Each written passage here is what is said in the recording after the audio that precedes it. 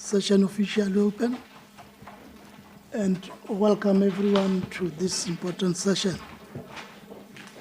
I would want to reiterate the Portfolio Committee's appreciation, Honorable MEC, that whenever you are called upon to come and meet with the Portfolio Committee, you avail yourself. And I can only guess that even today, you have got a high-powered delegation as usual.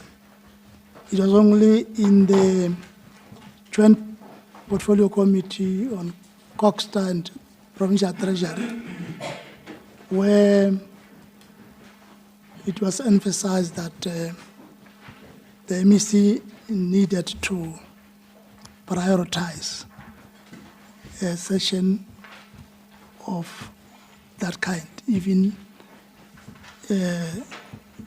the HOD, that you need not delegate to sessions of the Joint Committee on CoGHSTA and Provincial Treasury. But overall, we are pleased with the way you respect this committee. Honorable members and MEC and your entourage, we have got the agenda before us. We are now on the attendance register. I'll call an apologies. Coordinator. Thank you, Honorable Chair. We have apologies in the names of Honorable due to ill health. Honorable Moklope ME, family commitments. Honorable Matabure has got a car breakdown, and the last one is for Honorable Smale due to organizational commitment. And Honorable Mapolo ML, the same reason, organizational commitments. Thank you, Honorable Chair. Thanks. Those apologies will be noted as such. Over to Honorable MEC. Thanks very much, Honorable Chair, and thanks for the opportunity. Maybe before I can talk about apologies, if we is to comment on the issue of not prioritizing the joint committee meeting. I must indicate the chair and members that we wanted to be part of that engagement. But on the day I was not, I was already made commitment. There was a visit by the Deputy Minister on CoGHSTA in Sekhukhune district, where we were making a follow-up on some of the activities we did with the district champion there. When I picked it that even the district champions of the province were not available, it would have sent a wrong message, like as a province, we were not prioritizing district development model. So myself and the HOD, we attended that meeting, and there are areas where provincial government had to respond. So we also want to say we will always prioritize this type of meetings, but at that time we have already committed. Let me come to the part of the apologies, if there are any. Let me indicate we don't have any apology. All the entire executive management of the department, it's here. HOD, CFO, DDG, ISH, Memakamu, acting DDG, Traditional Affairs, Mr. Mariba. We do have the Chief Director there for Strategic Planning Division. We have the acting DDG for Corporate Governance there. We have the DDG for Corporate Services. Is there. I think we have the other two gentlemen are from the MEC's office, Mr. Maswangani and Mr. Paco. So everybody that was expected to be here are here, Honorable Chair. Thanks. once more, we appreciate the fact that you always bring the high-power delegation to the meetings with the Portfolio Committee. Honorable members, item number 3, confirmation and adoption of the agenda. You guide me.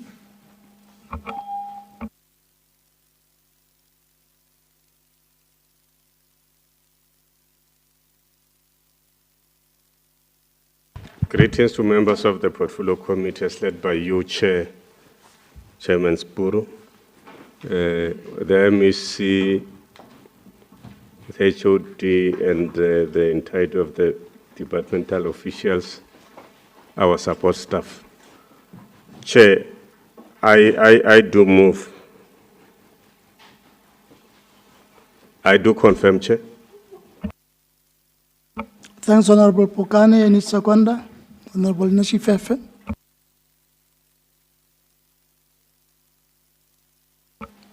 Thanks. The agenda is duly adopted. Let's then go to the briefing by the department on 5.1.1 and 5.1.2. Over to you, Honorable MEC. Thanks very much, Honorable Chair. Let me allow the HOD to take us through the items. I'm not so sure if, Chair, it will be 5.1.1 and 5.1.2, or we're taking only one item at a time.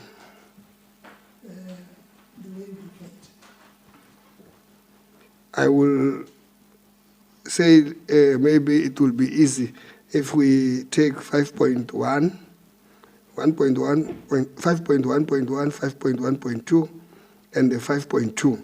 Then 5.3, which you requested later on municipalities. We take it later after we'll have done this one, if it so pleases the committee. Agreed.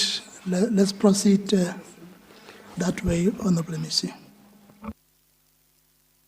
Chair, the HOD was saying it's in one report, she can deal with all the 5.1, 5.2, and 5.3 at the same time. Then we discuss once and for all. You're still fine. Thanks very much, Chair. Thank you very much, MEC, and good afternoon to the chair, members of the Portfolio Committee, all colleagues from both the legislature and CoGHSTA.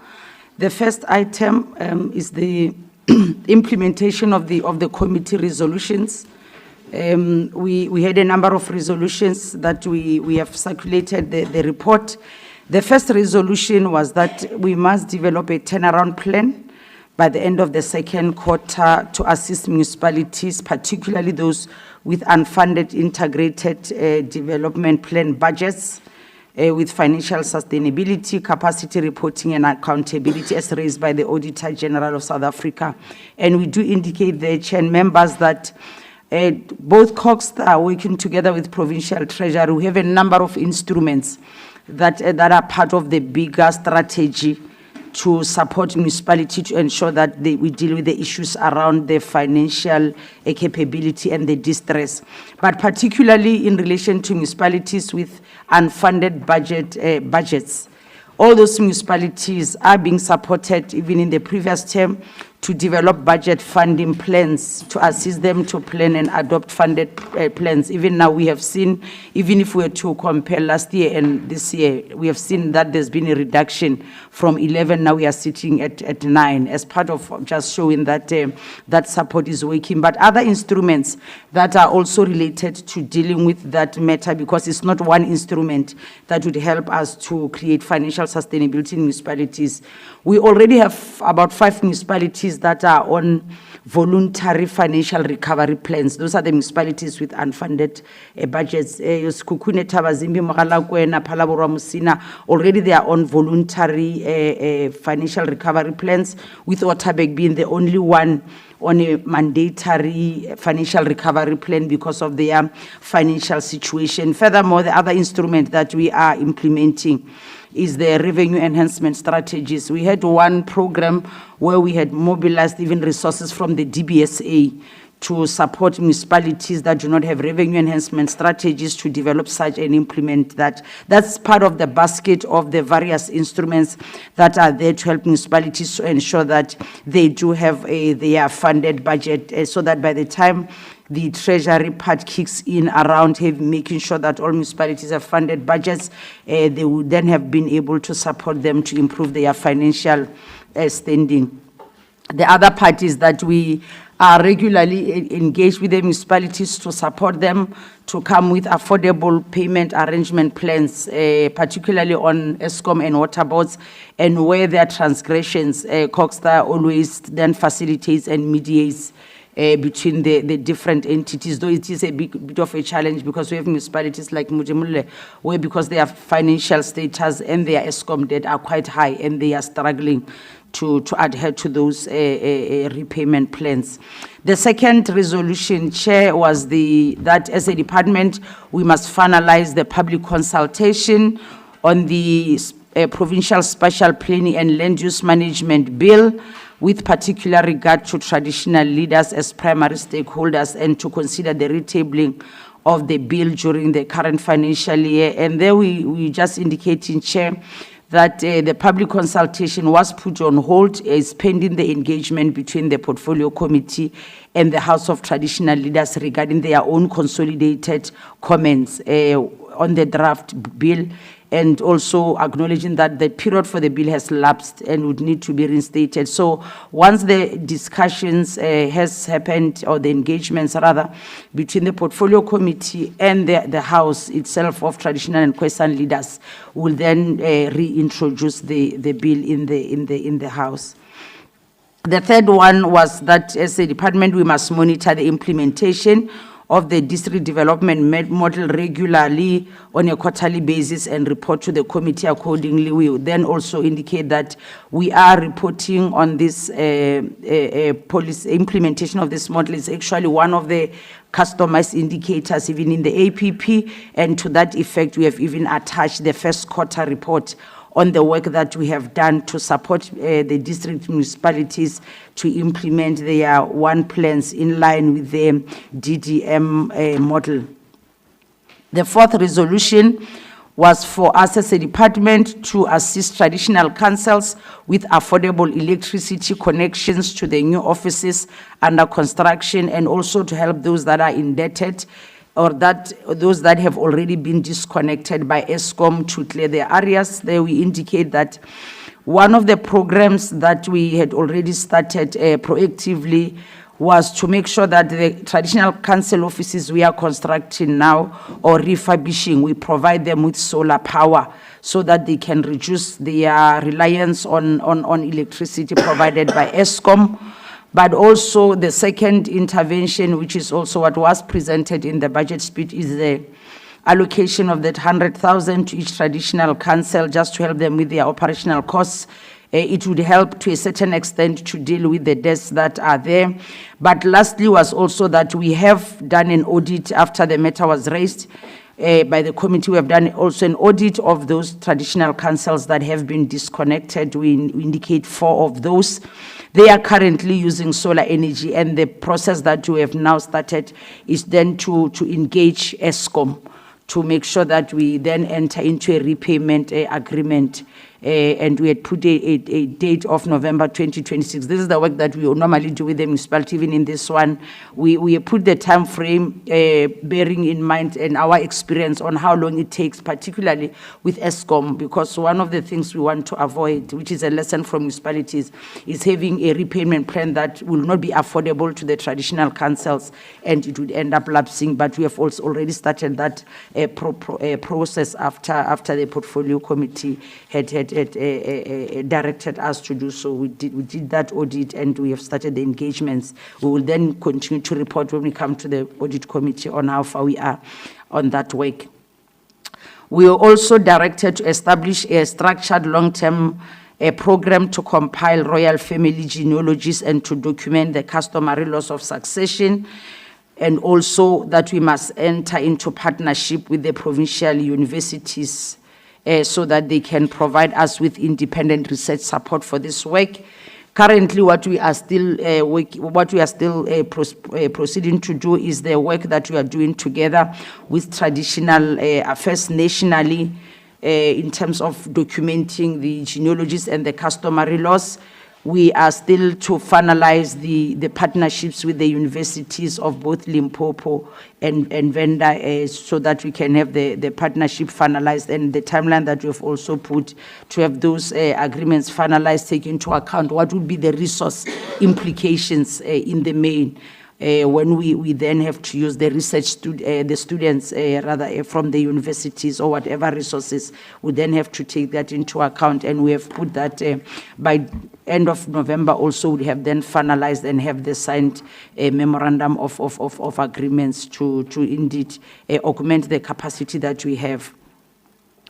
Number 6 was that we must build in-house expertise in traditional affairs, the genealogy and customary law, and so that we can rely on own practitioners for community-specific matters. We indicate there that currently we are still understaffed. We have only 1 chief ethnologist and 5 ethnologists and a director for anthropological services. We are in the process indeed of reviewing the organizational structure because when we did the first structure, we put 1 ethnologist per district municipality or district area rather. But districts like Uskukune, Mopani and Vembe, indeed they have a high number of traditional communities, and so a part of the work that we had already started doing is to see how we then augment the capacity in the 3 districts in particular. We think Waterberg and Capricorn, with the staff that is available, it's sufficient to deal with those matters. The only constraint that we have now is that due to budgetary constraints, we still have the vacancies for the chief ethnologist, but it's also a priority area in the outer years to make sure that we then look at the chief ethnologist as well. We were also directed to prepare a consolidated status report on all outstanding matters arising from the CoGHSTA Commission. We must then categorize them and attach time frames and engage royal families so that we can bring the matters to conclusion and bring the report to the House. What we indicate in there is that we have indeed attached the report on the disputes for the CoGHSTA Commission, and whether it's around the disestablishment as well and the implementation of the various resolutions. The biggest challenge is that most of these cases are in court, and when matters are in court, it is very difficult to say you can put a time frame because they are dependent on the courts. But we also just want to indicate that out of the 57 cases that are arising from the CoGHSTA Commission, we have 3 cases now that the courts have finalized during the current financial year. There's one on Mukari where the court has finalized the matter in a sense that they have referred the matter back to the Premier to establish an ad hoc committee to then consider the matter and provide and advise the Premier on how to proceed. The Premier has indeed established that committee and is currently seized with the matter, deal with the consultation and the various reviews that they have to deal with, and will advise the Premier. The Langa matter, that is for the Mapela traditional community, the High Court also then finalized and upheld the decision of the Premier to recognize Hans Masebelanga as the senior traditional leaders. They've even dealt with the inauguration during the previous quarter. So that matter is concluded. The other one matter where the court has also made a determination is on the Maswanganyi matter, where the decision of the Premier to grant the Maswanganyi certain villages has been set aside. But there are 2 applications related to that matter. There's the second matter that is where the court is still to make a decision on, which is around the recognition of the senior traditional leader. They've just dealt with 1 application. Then we have indicated that the cases that are still remaining, but because they are in court, like we're saying, it's very difficult to then say this is the time frame for the cases to be finalized, but they are really dependent on the court. 34 relate to senior traditional leadership. We have 16 cases that relate to establishment of new traditional communities. 6 cases relate to headmanship. One claim is related to an applicant wanting independence from an existing traditional community. And like I said, all these matters are really dependent on the courts when they finalize. 8 was for the department to revise the annual performance plan to include named anchor projects such as the community residential units, to reformulate performance indicators so that they are specific and measurable, and to remove the health portfolio from the list of external stakeholders and to state names, budgets, and completion dates of specific projects. Chair and members here would want to report to the members, the committee, that reformulation, in terms of performance indicators, in our service delivery programs, as a department, we employ customized indicators that are implemented by all the 9 provinces. And because these indicators are customized, we are not at liberty to change them. For cooperative governance, human settlements, and even traditional affairs, we have those indicators that are customized for the sector, and therefore we are not able to change them. The only thing that we can do is just to look at the targets, depending on what as a province you are able to do, or if there's an indicator that you cannot implement because it is not relevant in the province, that's when you can get the approval. But we are not able to change the indicators as they are, because they are customized, and they are then endorsed and signed off by DPME in line with the medium-term development framework. However, in the APP, if one looks at our APP from pages 67 to 92, that is where we have put the names of the different projects, where we put the name, the date of the commencement, and the date of the project completion, the location, and the estimated cost. The omission that we had, what we will then correct going forward, was specifically on the anchor projects, because we had identified all the other projects in terms of your housing units in the main. Those are the ones that we had already started listing under the infrastructure projects. That's where we'll then going forward, as we revise the work, then add them in the APP. We have also removed the error, and we apologize for that, on the reference to the health portfolio. On the, we are also requested to furnish the committee with clear timelines and budgets for the community residential units, Marapon, Chikota, Talana, in the 26-27 annual performance plan. Like I've indicated, that we are a bit limited in changing the indicators as they are because of them being customers. However, we have attached the different reports that we requested even to work on previously, reports on our key projects in terms of Marapong, the technical reports we have attached them. We have also provided here the performance in terms of Chikota, where we are now, in terms of the earthworks, the stormwater, sewer, water, manholes, and also that there's some work that we had done, but however the work has stopped, as we are awaiting for approval for the architectural drawings from the principal agent, as well as to deal with the certificate by the Department of Labor, just so that we can resume site. Once we have finalized those matters, we'll then be able to go back on site. On Talana, we are still at the procurement process. We had to re-advertise the tender. It closed in February, and the team is still busy we are still busy with the evaluation processes in relation to Talana.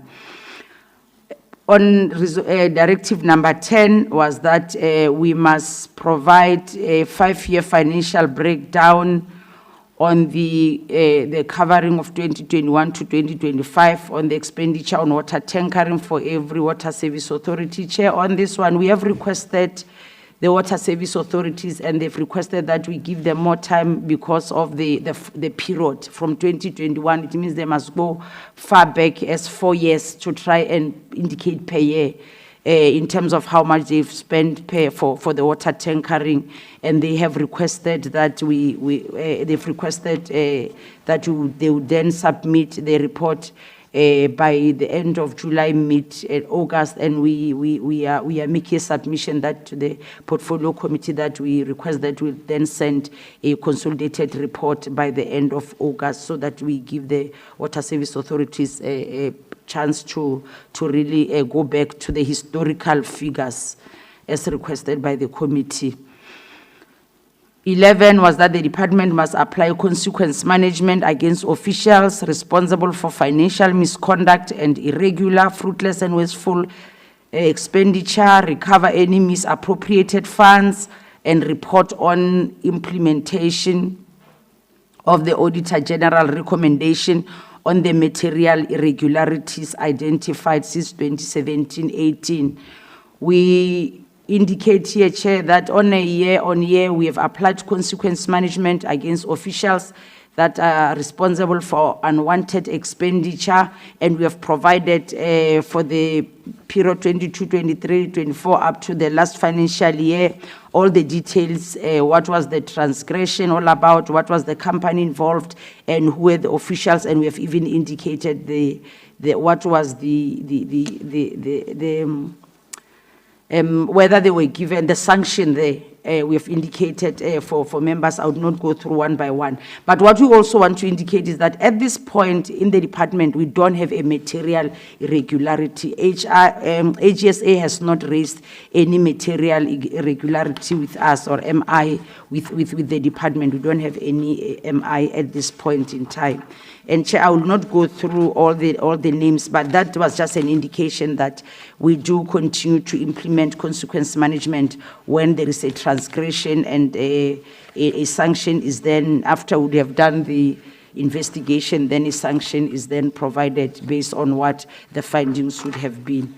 Chair, this brings me to the end of the resolutions, and we can then go to the presentation that will then be dealing with 5.1.2, 5.2, and also 5.3, where we have the presentation that was earlier flighted there.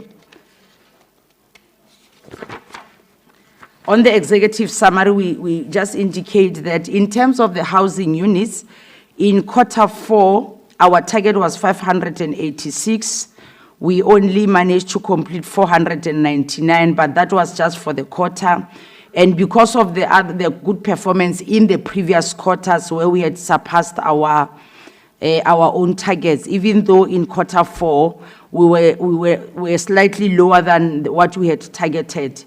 When we look at the overall performance for that year, we had actually surpassed our own target by 1,609 units. And this was made possible that because of how we had been performing, we were given an additional 200 million from the provincial fiscus, and national gave us 30 million, and we were able to even expend that money. Hence, we were able to surpass the target. On the number of services delivered at the end of Q4, our target was 393, and we were able to deliver 644 sites in that quarter. Even this is also one target where we're able, and even cumulatively at the end of the year, to be able to attain the target we had in the APP. First Home Finance, previously known as FLISP, Chair, this is where we had a target of 15 in Q4.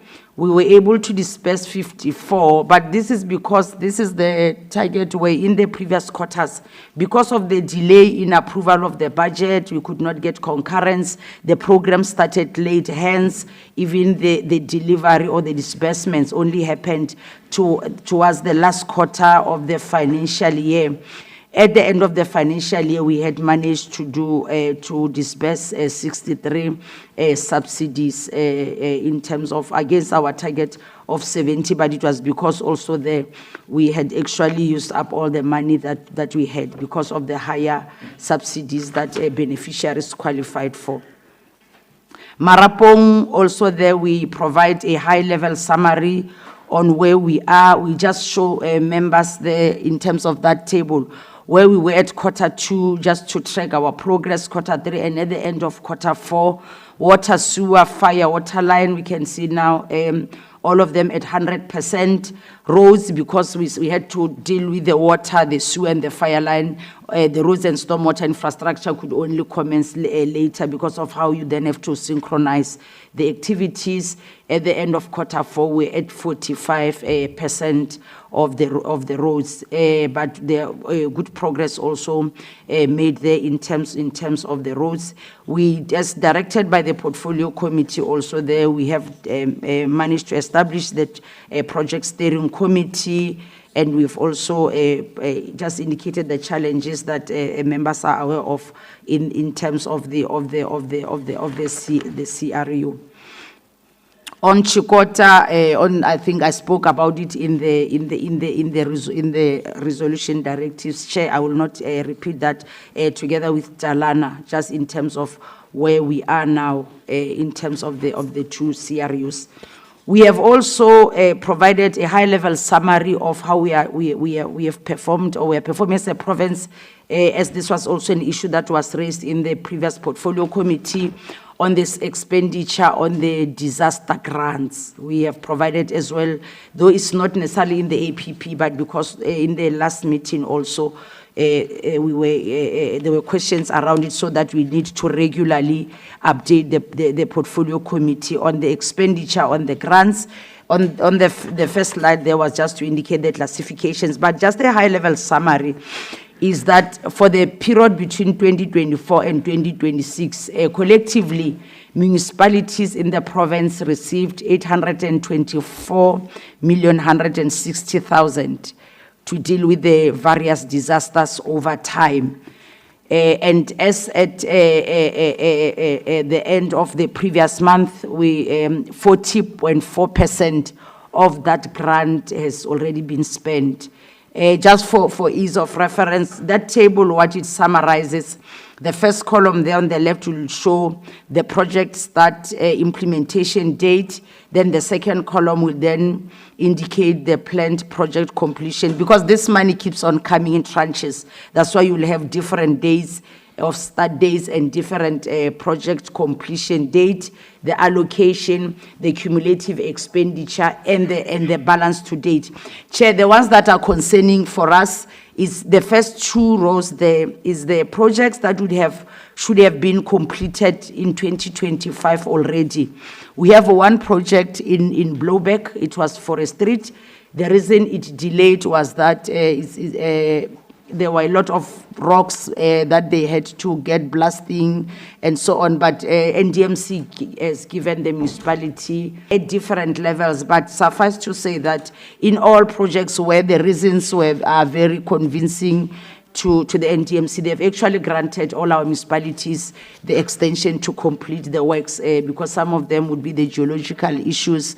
Some of the projects were then affected by the rainy season, so in those instances, they have granted the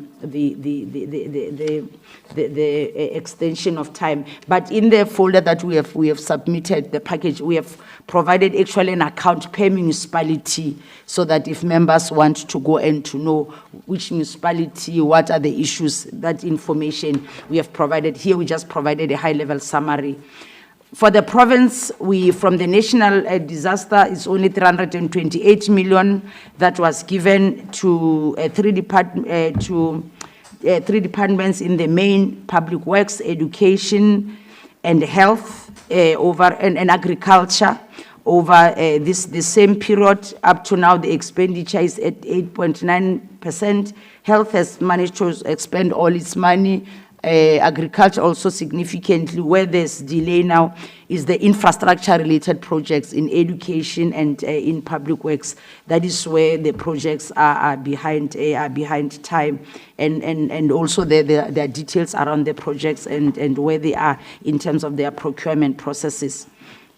There's also a provincial contingency fund of 632 million that came from the provincial fiscus we have also provided there in terms of the departments and where the departments are in terms of the expenditure patterns.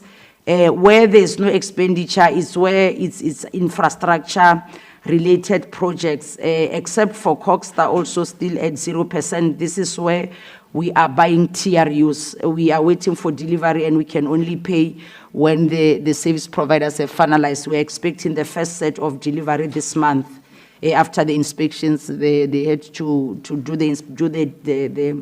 the first ones. They were assessed by engineers. They had to go and redo them, but they've passed now, and we are expecting the first delivery of the TRUs. These are just the TRUs that we then have as a province, that when there's a disaster as a province, we are able to, or incidents, we are then able to respond.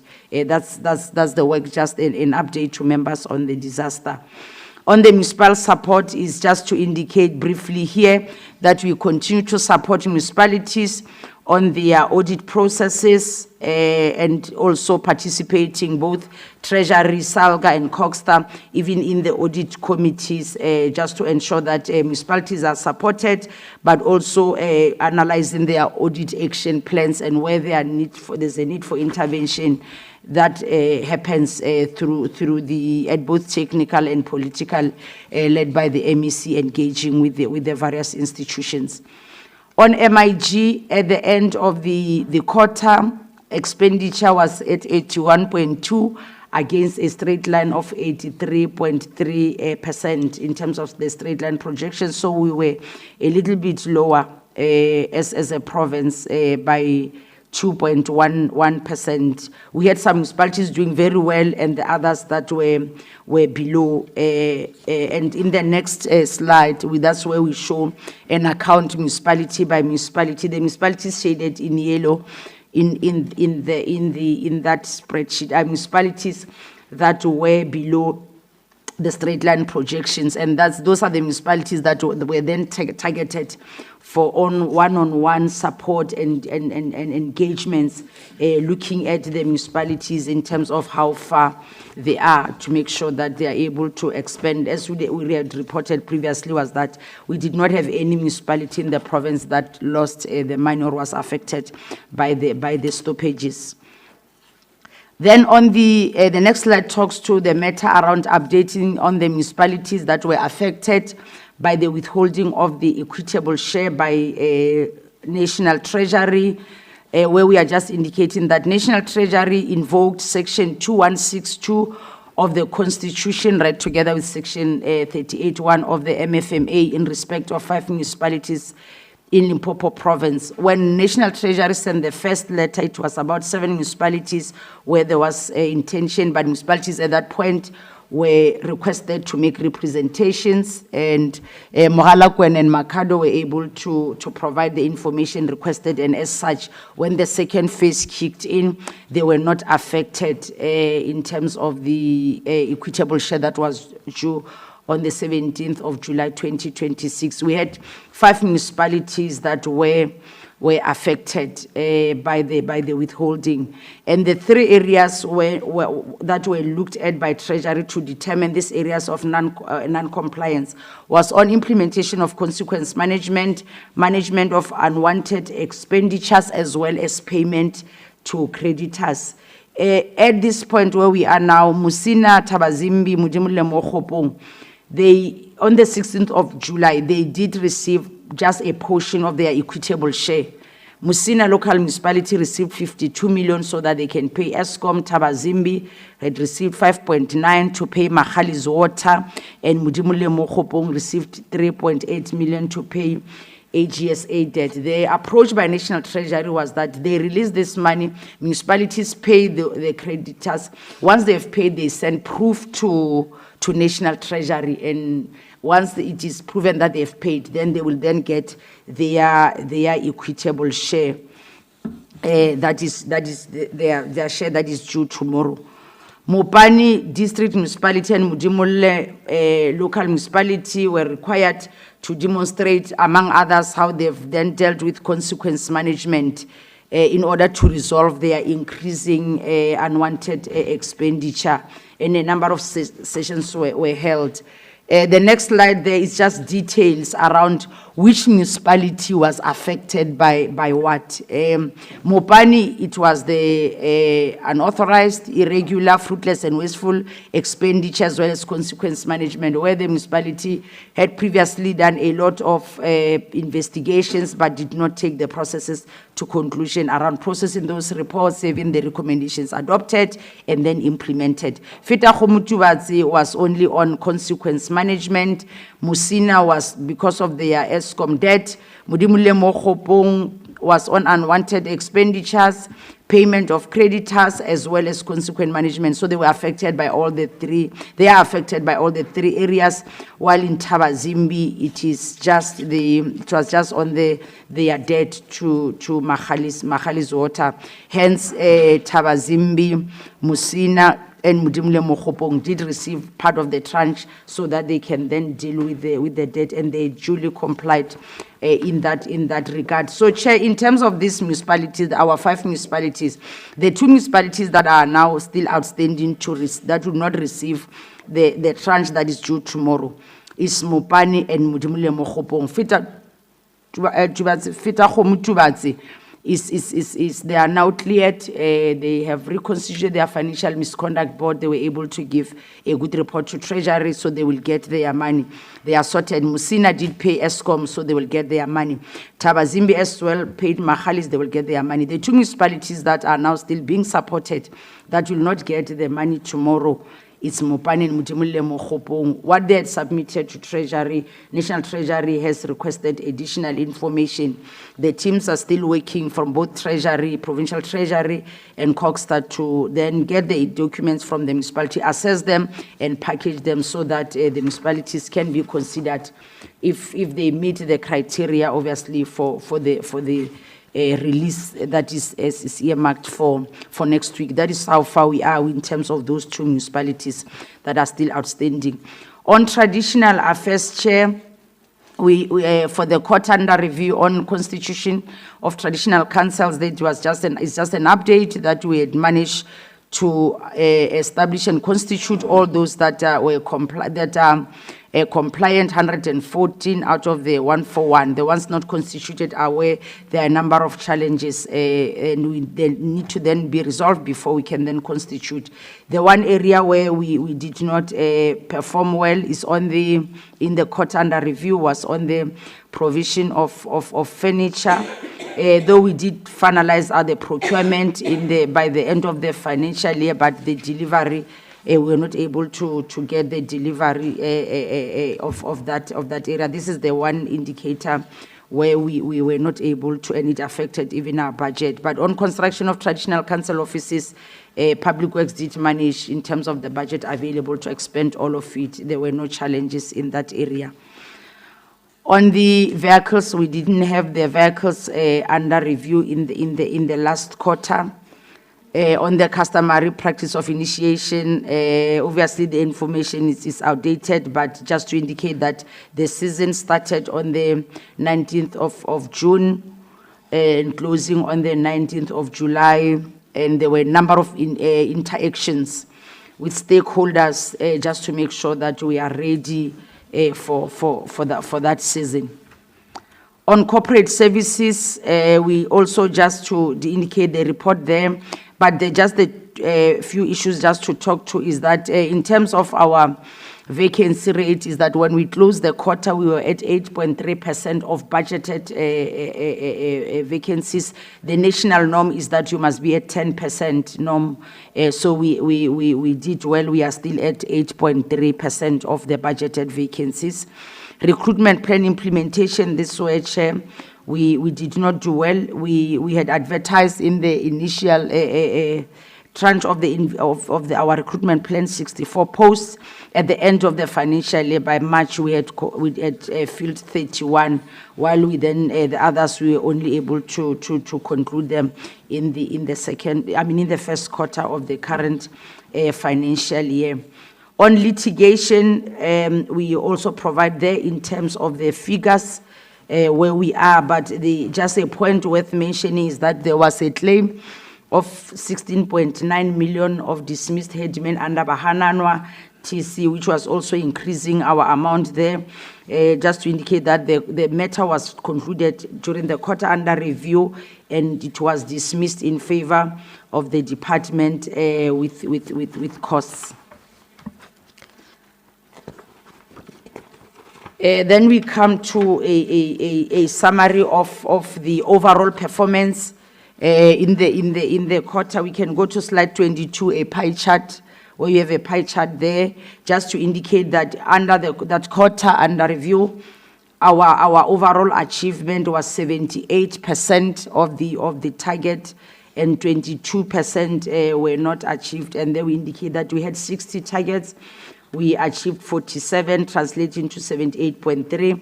We have 13 targets that were not achieved. That translates to 21.7. And the slides that follow, most of the areas, as I was talking to the summary chair, I was talking to them. But we then show per program how many targets were not achieved per program in terms of that quarter. In program 1, it is 5 not achieved. Program 2, it's 6 not achieved. Cooperative governance, we achieved all the targets. And traditional affairs, we have 2 targets that we did not achieve in that quarter. And in the following slides, Chair, without going through each and every one of them, we have then now indicated those areas of non-performance, but also we are indicating the chair members the interventions that we have put in place, just to make sure that we can then be able in the financial year, in particular the current financial year, we are then able to attain all those targets. In program 1, on the equity matters, the other matter was on the budget expenditure because of the money that you could not spend, in particularly mainly the additional money we received for the TRUs after the rain that you got in March, and also some of the ICTA-related transactions on IT, and also just overall the delay in the SCM processes. Earlier on, I gave an example on the office furniture. Those are some of the contributing factors in terms of those targets that we did not achieve. We then, under human settlements also, we have indicated where we could not achieve in terms of the CRU. We had planned that we would have a certain number of units ready, finalized, where we could not achieve the social amenities, which are the halls that we are in a partnership with the University of Johannesburg to use alternative or innovative building technology for those halls. And the last one was that quarter 4 target on the housing units, but which had not necessarily affected the overall performance in terms of the program. Cooperative governance, no challenges there.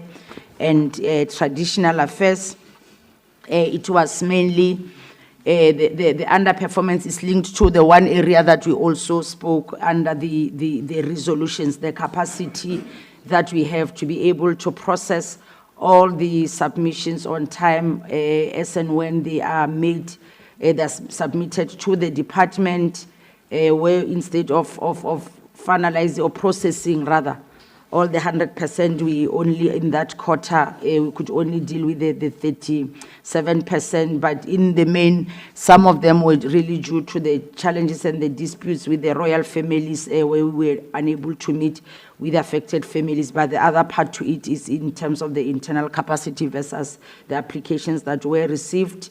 Those are the two areas where we did not achieve in traditional affairs. We then provide an indication on the slide, that's slide 32, where we then provide the budget expenditure, where we look at the financial versus the non-financial performance in terms of each program. With the, if you look at the far right, the blue there shows non-financial performance, and the yellow color indicating the financial performance. And for example, when you look at human settlements, you'll see a lot of discrepancy that non-financial performance for the quarter would be 62.5, but the financial is 96%. But it's mainly because you pay for work in progress, but you cannot report that we were still laying pipes or we are still constructing. If it is not a completed unit signed off, it's not counted as an achieved target, despite the fact that we have paid per milestone. So that in the main is what leads to that, what looks like an imbalance in terms of the financial, non-financial performance. In the next slide, we then show our overall conditional grant expenditure at the end of the financial year.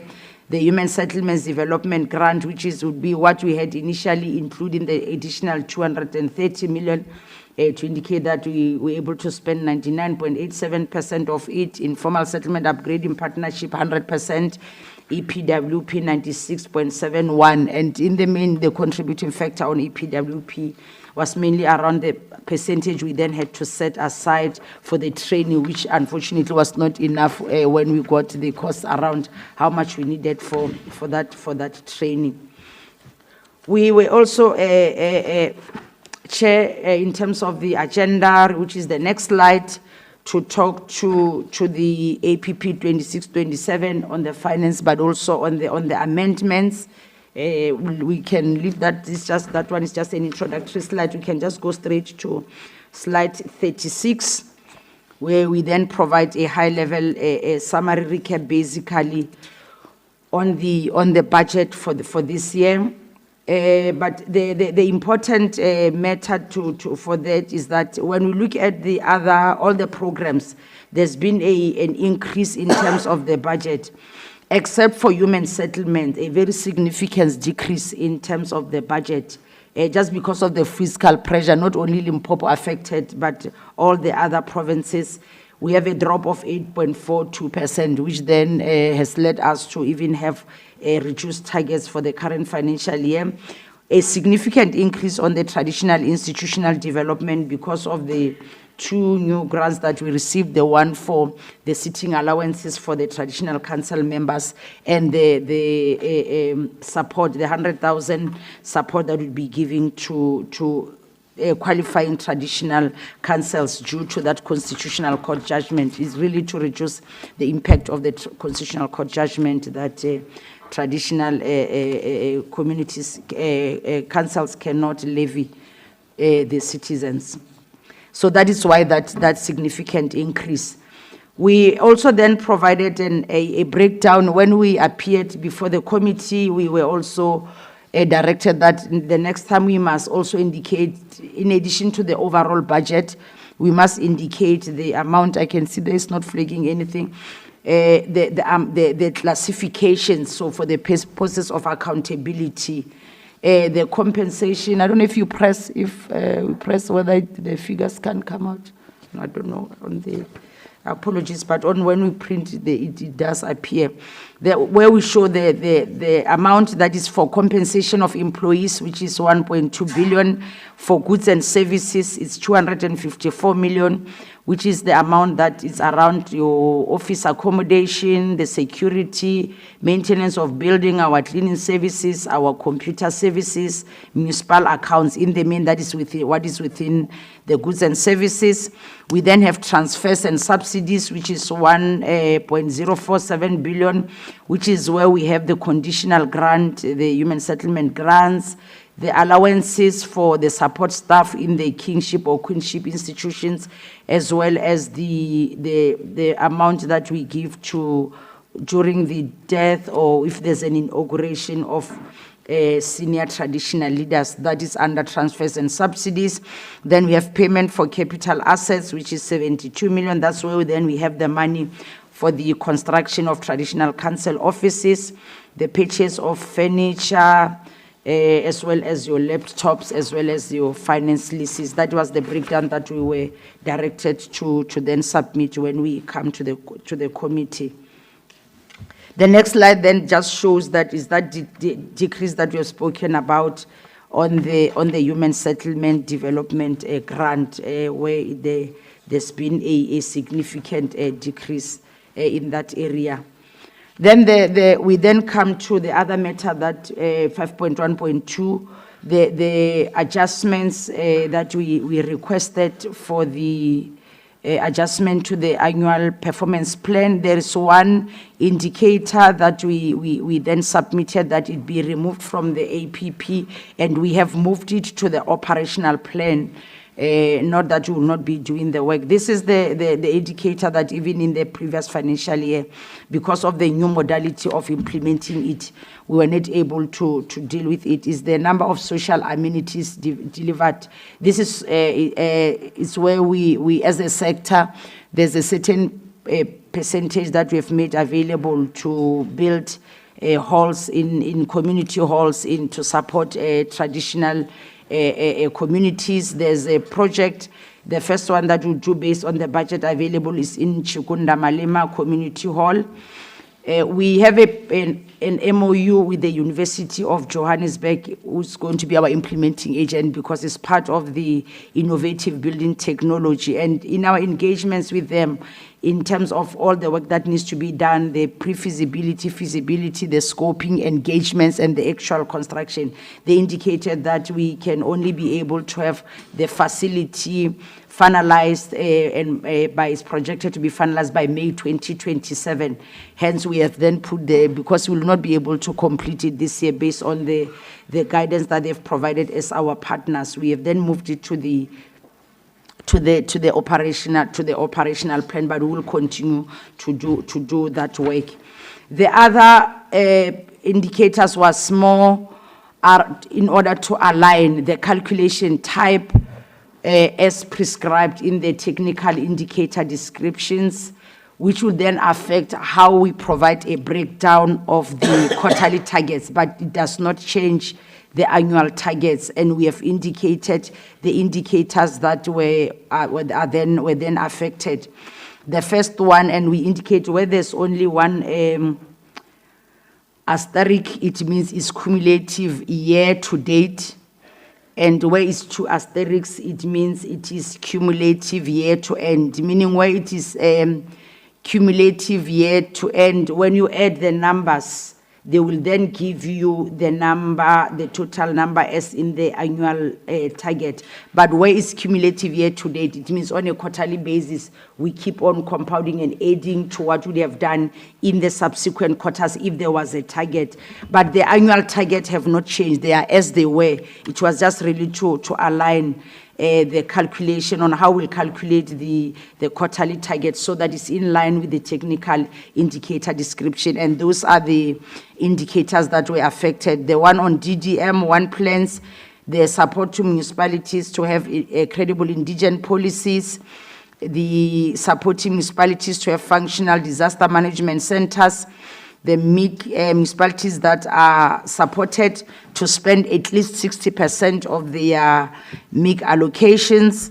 And the last one under program 3 is on the percentage of priority water service authorities receiving MIG to spend at least 10% of their allocation on repairs and refurbishment. Like I said, that the annual target have not changed. It was just to align the quota targets.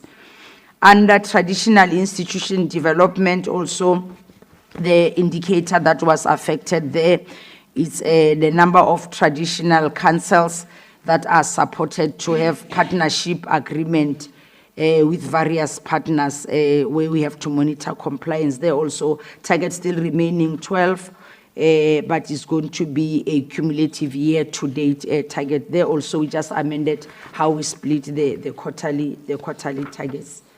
Chair, I think the other ones is really just an update on the, which is what we always keep as a standard one, on the work we are tracking to make sure that we deal with the SCOPA resolutions. We are at 80, we still have 20 not resolved, and most of the ones that we have not resolved are the ones, the towards one, for example, as one that is still in course, the one on the irregular expenditures that when we deal with them, we'll then be able to clear, and the one on the stagnation on the audit outcomes in the main. So we have indicated some of the work that we are doing, but it's also just on the work that we continue to do. We also then have provided an update to a portfolio committee visit, the action plan, those areas that we are also directed by the portfolio committee that we should always provide an update on how far we are, to make sure that when a portfolio committee has done visits, there are issues raised, they are then implemented. The Bila informal settlement is the one on formalization of Tsakani informal settlement. The process is township establishment there. It is a process initiated by the municipality with support by DBSA. It is really not moving at a fast pace in terms of the support that the municipality is getting from the DBSA. The Fengerkral Bila was to resolve the encroachment in Fengerkral there. We've also that indicate that out of the shacks that 47 that were affected, 39 there have been successfully realigned. In terms of the others, is that it's where families were reluctant for the relocation, and the municipality Bila has actually acquired the services of the attorney to then support the process. Then we can then finalize and also close on that matter.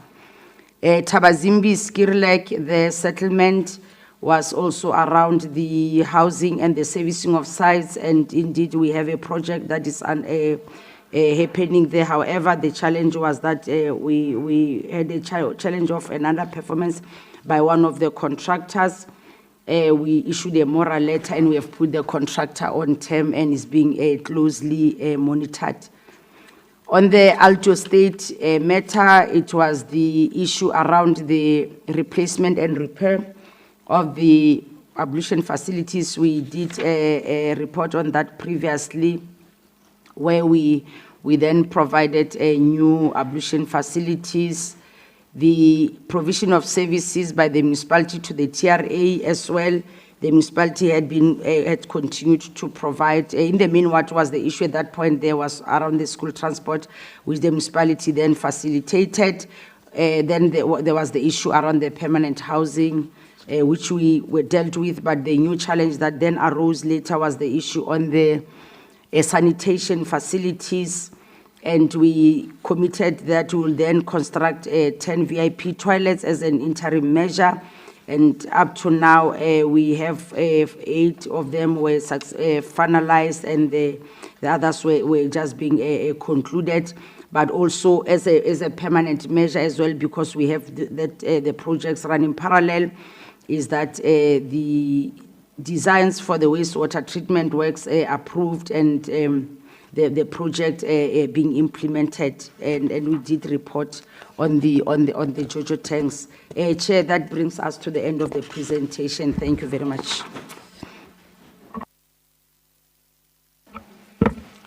Thank you for the elaborate report. Honorable members, there you are. Excuse me. Any questions for clarifications and/or comments? I'll start with Honorable Machete, then Honorable Pogani. No, thanks very much, Chair.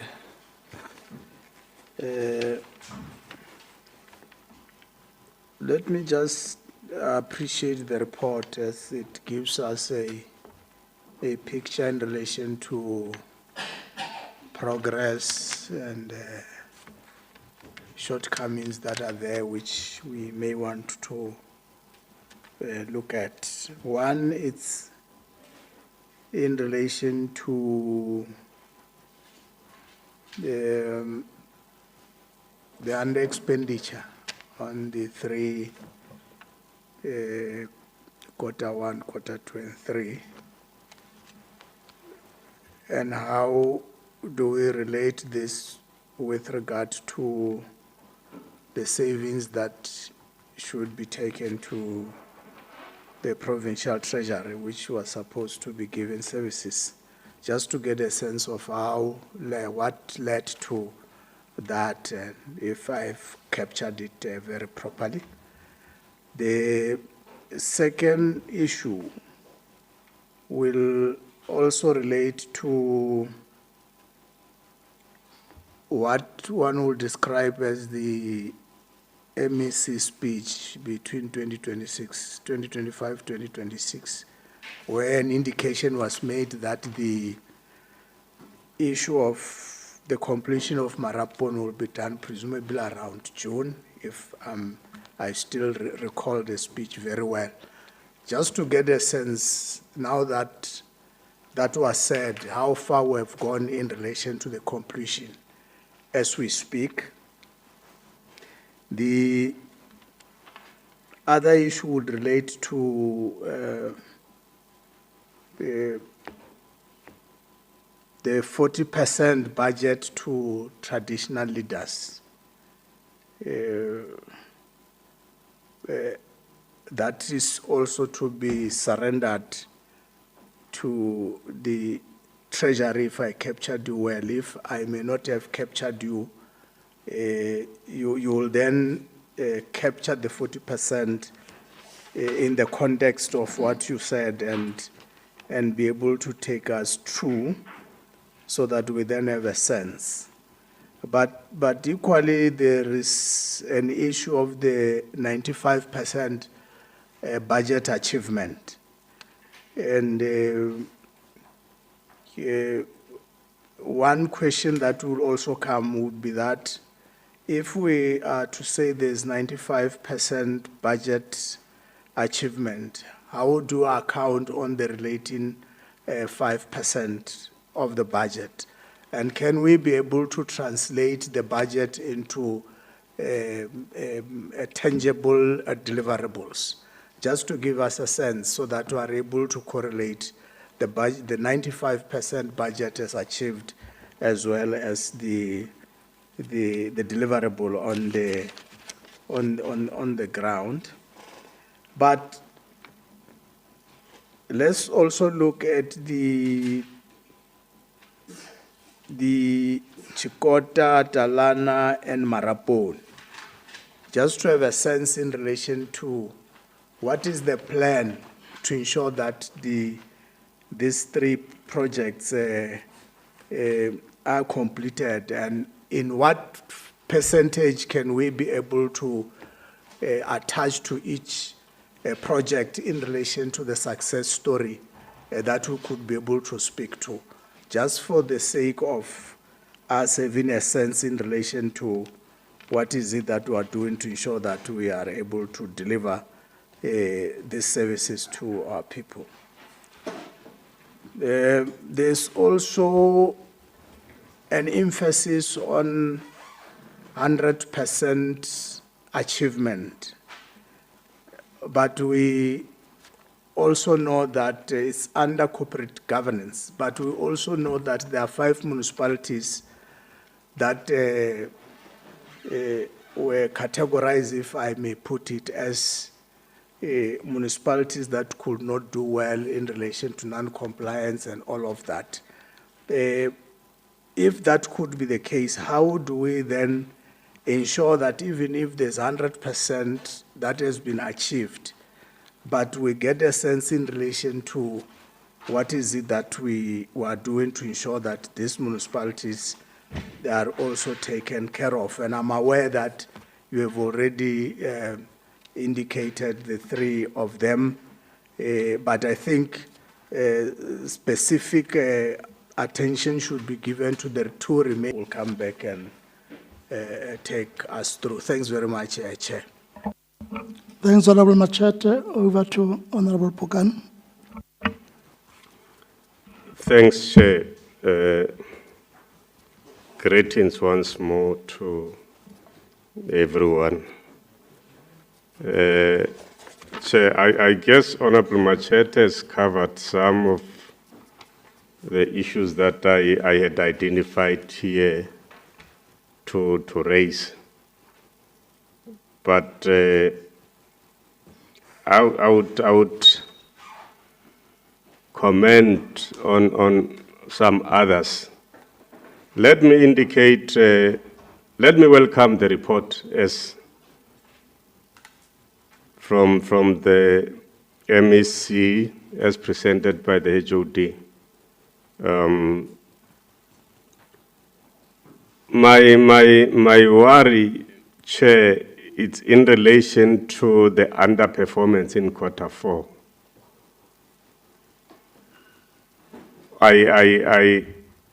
I guess obviously it will impact on the overall performance of the department in the previous financial year. And as I check and look at some of the issues, of course, that are raised, that might have contributed to the underperformance, some issues in relation to delay in procurement of ICT projects, maintenance of buildings, protective clothing, office furniture, laptops. Those are captured as issues in Program 1. In Program 2, of course, there is an indication of less traveling of project managers and late processing of claims.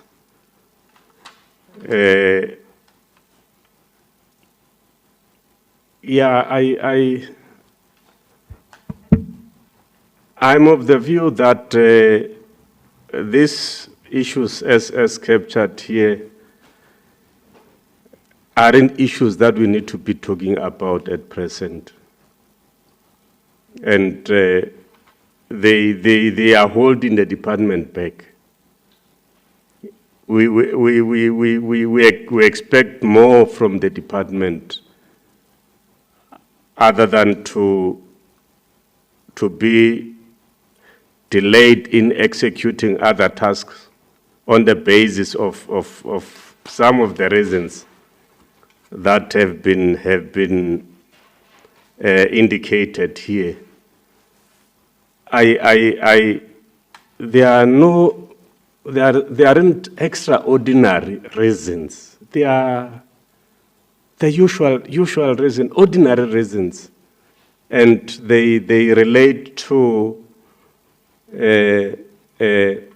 a failure by the employees in dealing with these matters, and thus giving the department a very bad name, because we are not supposed to be here. These are some of the things that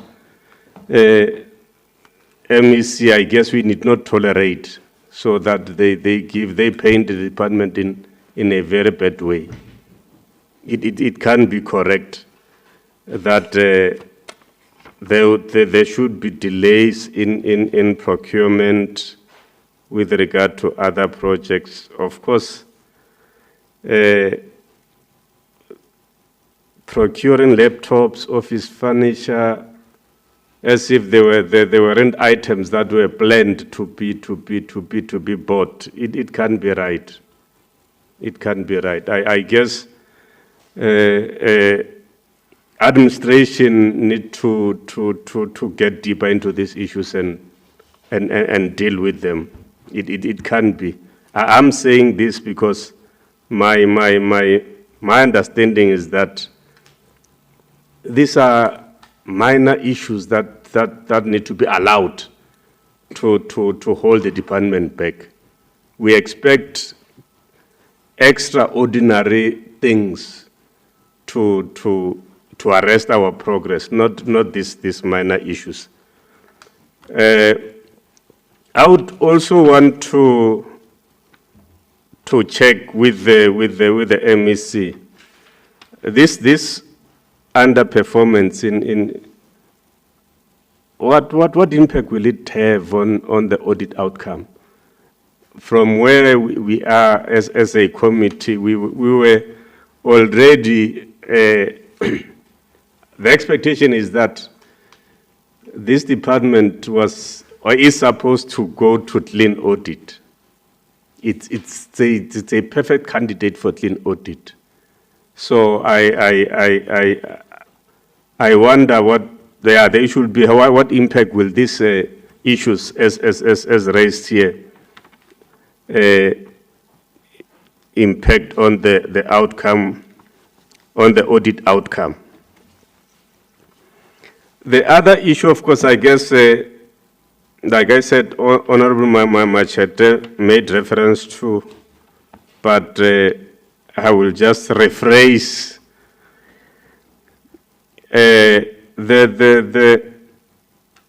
our achievement in terms of 100% with regard to corporate governance. That's a clear sign that there is support that the department is providing to the municipalities. The issue would be, what impact does this support then have on the achievement, on the performance of municipalities? Because the expectation is that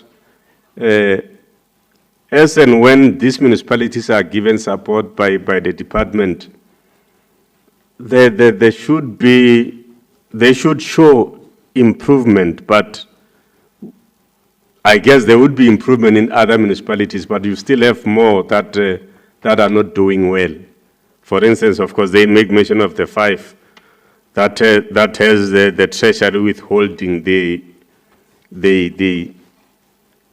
their grants. Another issue would be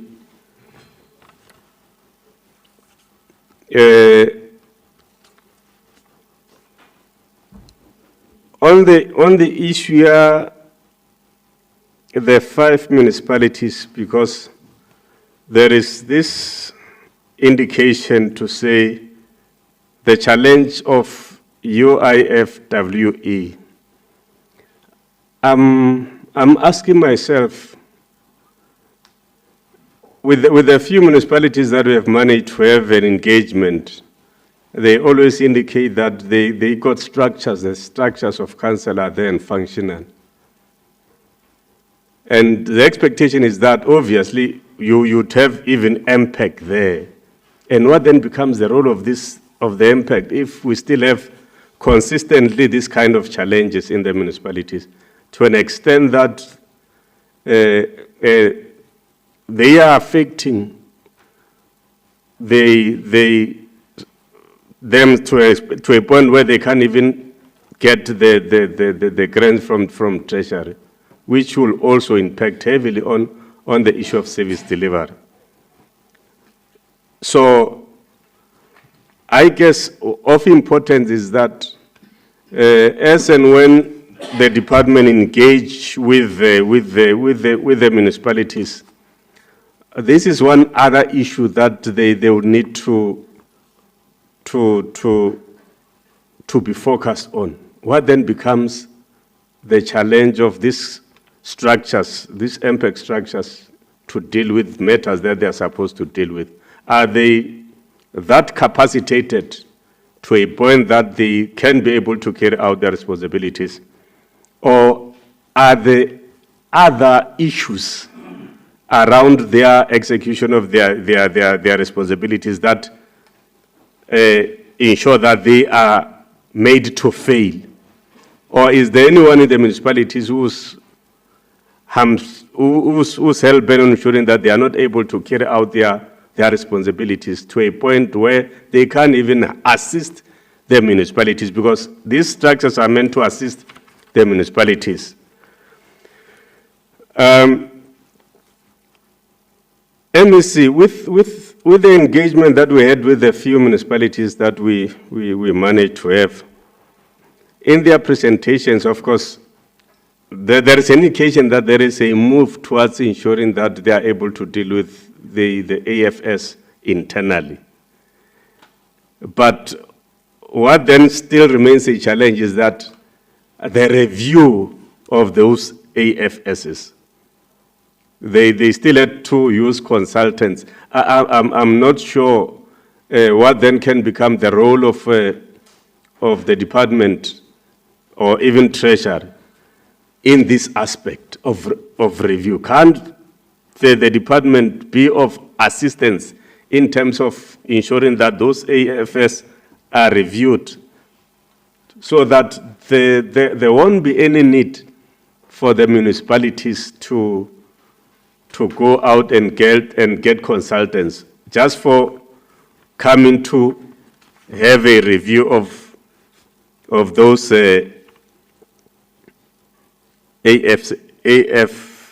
AFSs. I should appreciate that we have had the initiation schools that went well in the province, MEC. My question would be, how many illegal schools have you come across? And if there were some illegal initiation schools that were established, what often lead to the establishment of these illegal schools? Because there are processes in government that people need to follow so that they could be able to be given an opportunity to have these schools, if they so wish, to have them, rather than short-circuiting processes. And what measures is the department taking with regard to the establishment of illegal schools? In the presentation, there was an indication to say it's with regard to the disaster grant that the expenditure of the disaster grant by both education and public works with regard to infrastructure projects is not moving. It's at 0%.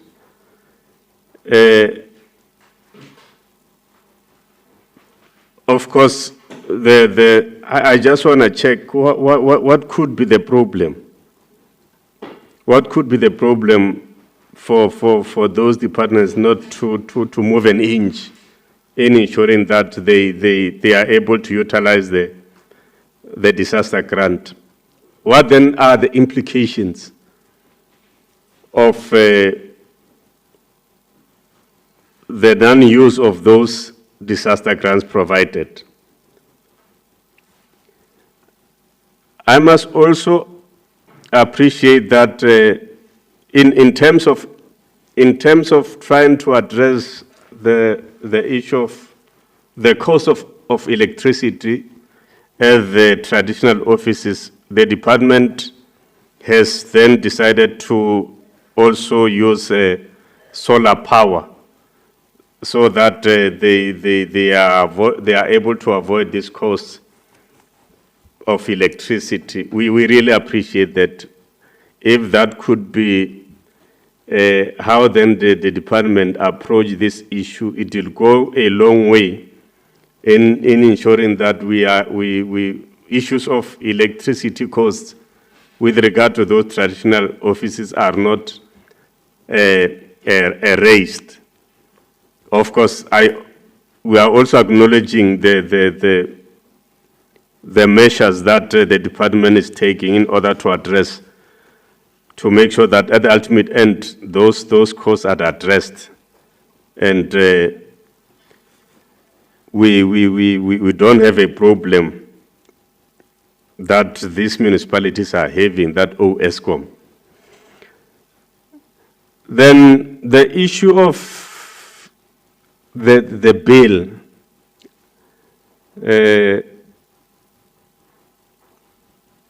I guess the HOD of made mention of the fact that it has lapsed, even of course, in terms of time, it has lapsed, and it still needs to be reinstated for it to be taken forward. I guess, Chair, we have had a session with the traditional leaders, and they were clear to say they are ready to meet the department and make their presentation with regard to the issue of that bill.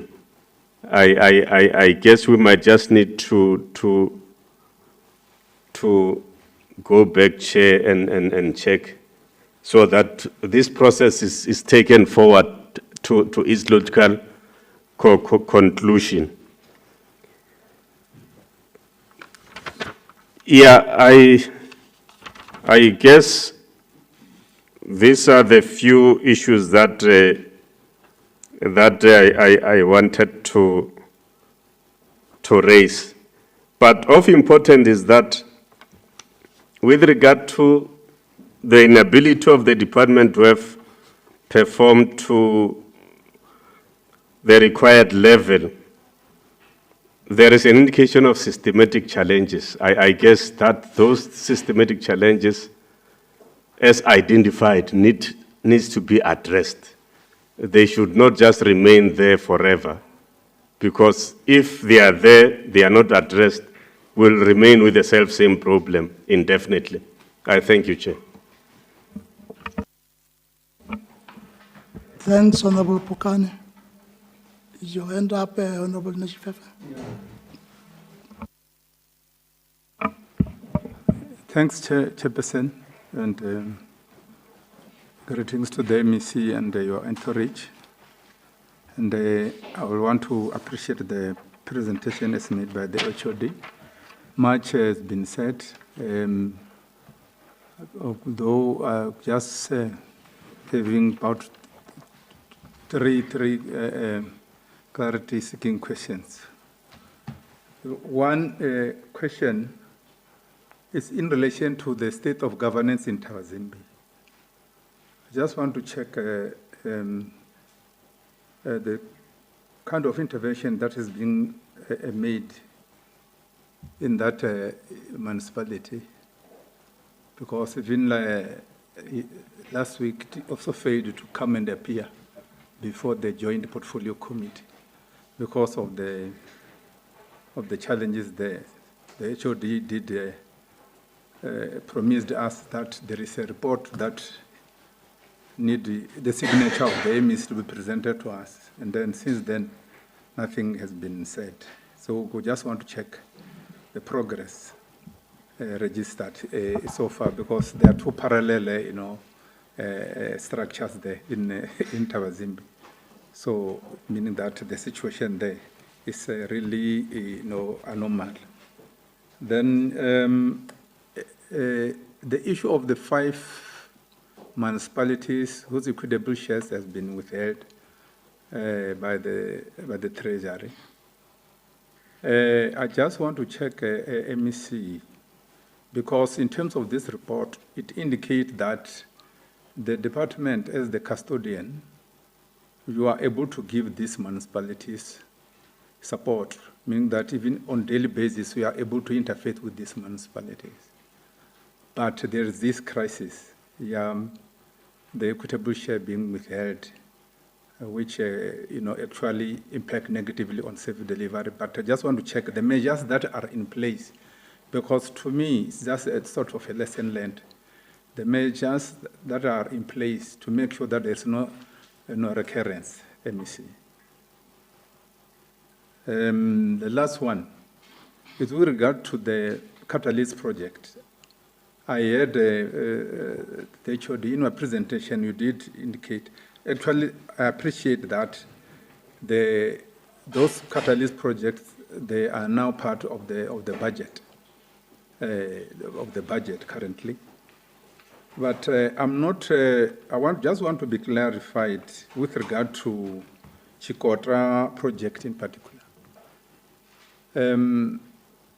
Last time when a presentation was made here, there was an indication that it's like there's an outstanding, approval of the drawings.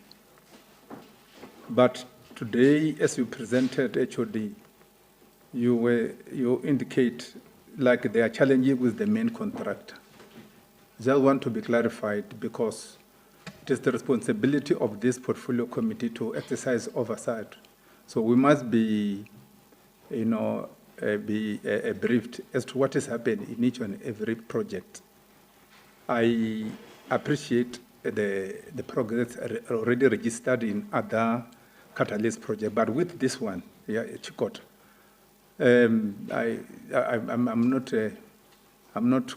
I'm confused.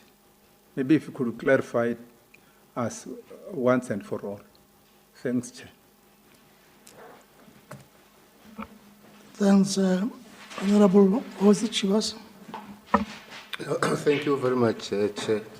Now, actually, I just wanted to, because there are a lot of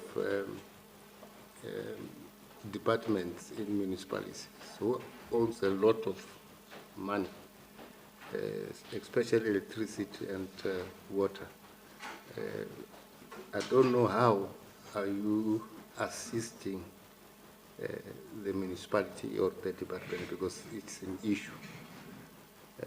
I remember they raise it when we have our joint meeting,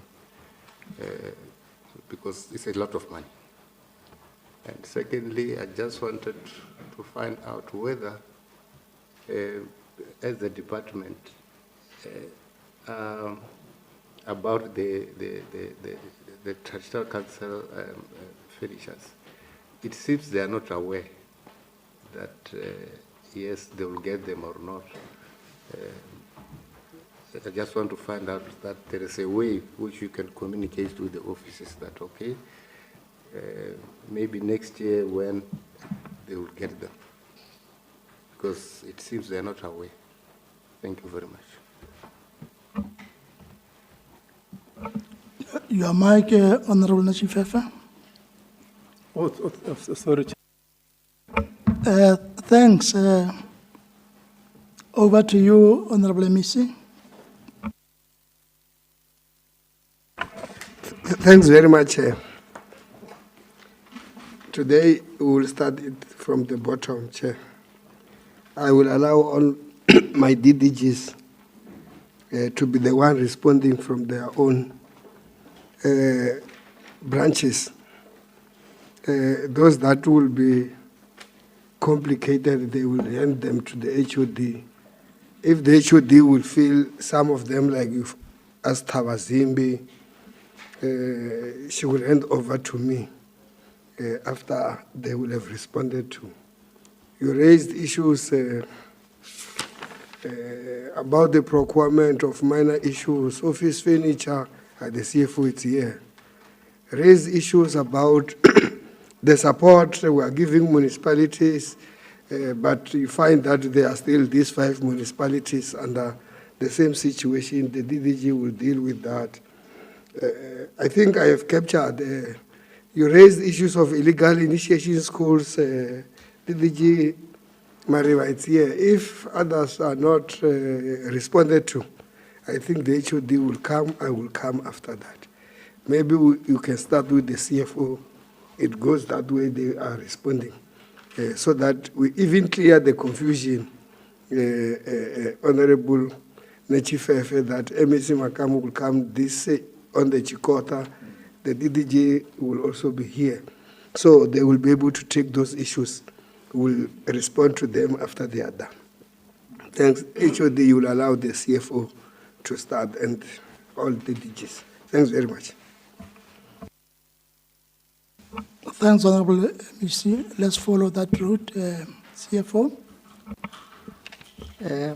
Thank you very much, Chairperson. Good afternoon to you and all the honorable members in the meeting. I will respond to, I think it will cover both what was raised by Honorable Pukane and Honorable Machete on the underspending. It is true that the 5% underspending talks to a number of issues. For instance, the money that was allocated during the adjustment budget for Section 139 intervention at Waterberg, we only spent half of that money, so it affected the spending as well. But with regards to what we had control over, which indeed as management we could have done better, is in procurement related issues, which we indeed take responsibility for. We don't like giving excuses, but in this financial year under review, most of the tenders we had were actually our big tenders, such as the database for construction of RDP houses and the database for bulk services or for tanki projects and so on. It was quite a number of big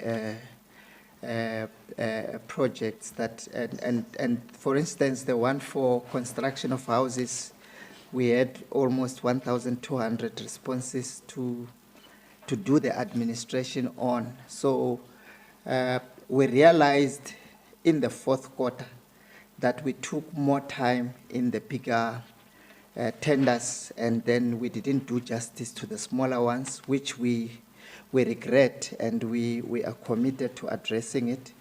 The laptops were indeed appointed in the fourth quarter. It's just that the service provider that was appointed was citing the war between the US and Iran disturbing the delivery from that side of the laptops, and therefore they could only be delivered in the current financial year. But we agree we could have done better. It's small things that we should have indeed taken care of. We did secure rollovers for those, that is the laptops, PPE procurement, as well as the aircons, which we finalized in the fourth quarter. But we would have loved to finalize earlier. But like I'm saying, we allowed the system of procurement to be overwhelmed, and we concentrated more on the fact that we would need contractors for houses at the beginning of this financial year. And we worked hard on that, and there was a lot of work because of the magnitude of the documents we received. And it's the same committees that, in particular the adjudication committee and the probity auditors that are dealing with these matters. That has helped us to improve in terms of our planning so that it doesn't recur in this financial year.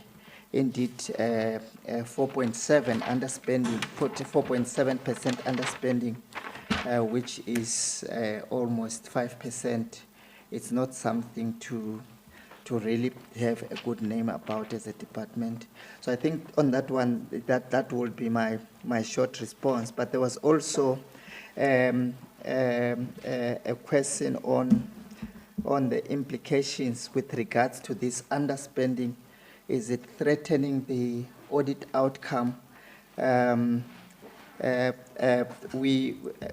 that one, our response to it is no. In the previous, actually the year before the last financial year, our emphasis on underspending was more on the grants, and I think on the grants we have done well. It's just that on these other classifications where we didn't do well. And then also with regards to the achievement of targets, we were able to achieve above 80%. So we believe that it doesn't, but as a department we would want to spend every cent in the budget that is allocated to us. So we are not saying that though the audit outcome is not under threat, it is a performance we are proud of. We are indeed not proud of, and we are willing to correct it, honorable members. Thank you. Thanks, CFO. You may have your mic switched off. We'll follow that order. You may follow. Thank you very much, Chairperson, and greetings to the Honorable Chairperson and the members. I will respond to the questions which were raised by both the Honorable Machete and Honorable Nechifefe on 3 CRU projects. I will start with the Marapon CRU project. On this project, in terms of the progress, we are at 95%. In terms of the whole project, we are at 95%, and this is the project which, where we are now, we are seeing a remarkable progress, which we have also communicated to the portfolio committee that will be completing all the buildings by September 2026. The strategy which we have put in place, it was only the issue of the fast tracking, because in this project, the major issues was the stakeholders which were not, who were not cooperating, mainly the SMMEs, who they were stopping the project time and again, but also the performance of the contractor was also not satisfactory. So what we did, we are fast tracking. By fast tracking, we are doing all the key activities simultaneously or concurrently, so to make sure that we complete the project. And up to so far, we are done in terms of the buildings. We are finalizing the roads. The water and the sewer is completed. We are finalizing the roads, and we are now working together with the municipality in terms of preparing for tenanting. We are working on the beneficiary management. As the department, we are going to even go on an advert to call for the beneficiaries to start enlisting their names. But also on the issues of the property management, we have moved, because we are supposed to go on tender on the beneficiary management in this month. So we are quite, confident that the project will be completed at the end of September 2026. But the only issue here is the electricity component, which I think we have also indicated to this portfolio committee that that is the only element where we are having challenges in terms of getting the response from Eskom. So the September, it will be the completion of all the units and other external services. But what we are currently working together with municipality is to get the interim measures for the electricity, so that the completed units are not going to be vandalized. We are thinking of getting the solar for interim while we are waiting for Eskom, because Eskom is delaying, but also Exaro, because Exaro, the Eskom line will be passing through the Exaro land. So those are the only, that electricity portion is the only portion which where we are now, we are not quite certain in terms of that external dependencies from Eskom. And I will then go to CoGHSTA. CoGHSTA project, to start by clarifying the issue of the confusion. Maybe let me start by saying that the root cause of where we are now in terms of CoGHSTA, is the poor performance and the non-compliance of the contractor, and also the poor planning from the side of the department. So in our previous reporting, we were more focused on the interventions that we have already implemented, and we are moving towards reopening the site. But it's true, Honorable Nechefefe, that the main cause is because of the non-compliance of the contractor. At some point, we have also indicated the poor work on the pipes, which the contractor has done. That is the reason why we then stopped the works on site for the contractor to comply. But at the same time, we had the request from the Vembe district to do the additional work in terms of the augmentation of the water in the area. That's when then we needed the extra designs for that augmentation work of the water for the project. And yes, in the previous report, we were saying that we have submitted all those designs to the Makado municipality, and Makado municipality, they've confirmed that they've received the designs, they are circulating within the municipality. When we were checking with them this week, they were indicating that they cannot get the comments from the electrical engineer, and it's on leave, it's not around. So where we are now, we haven't received the approved designs, but also because the site was closed, and in terms of the construction practice, we need to go back to the Department of Labor to reissue the permit, the construction permit. We are also still waiting for the construction permit. I think on that day, I've clarified the confusion which it might have happened in our report. But the strategy for us to get this project up and running when we reopen the site is to focus more on enforcing the contract management. Hence, I said that the contractor that we have appointed is not really having the capacity that they would have really liked. So we'll enforce the contract management to make sure that once it's not performing put in terms, then we relieve the contractor. But we will also revise the project program. But the revision of the project program, it will only happen after we've reopened the site. When we see that all the information is there, then we start to agree in terms of how can we compress the schedule of activities, meaning that making sure that some of the activities which can happen concurrently are happening. When we agree, we review the program to make sure that we complete, we shorten the project period. I think that is in terms of CoGHSTA, and I would really request the portfolio committee to allow us to firstly open the site, and we will then present the acceleration plan or the strategy when we have now made sure that all the information which is required is there. Then we'll communicate the acceleration plan for CoGHSTA in the next meeting. Then the Talana CRU, for now, in terms of communicating the issues of budget, like we've indicated in our report, we are not at the stage where we can be able to communicate the timelines and the budget. Timelines, I'm saying the timelines for the project itself, but we do have only the timelines heading towards the appointment of the contractor, because we need to appoint the contractor first, then we'll know the budget of the project, because it's going to be an open tender.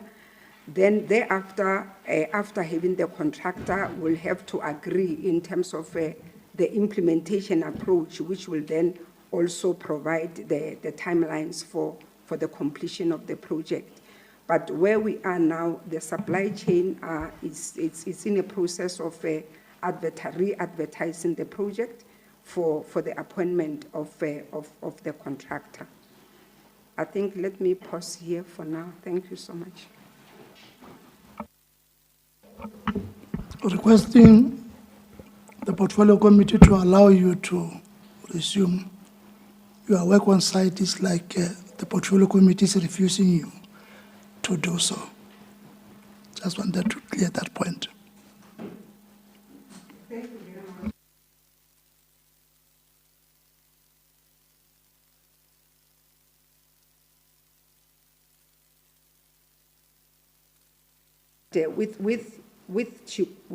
With the Marapong, I did that because we do have all the information with us.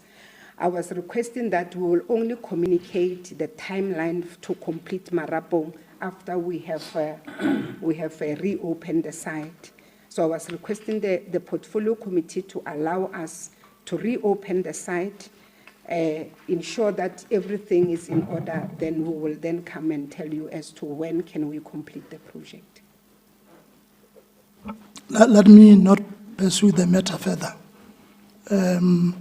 Tea is ready. Those who are not busy, they can quickly go grab a cup of tea and come back. In that order, over to you.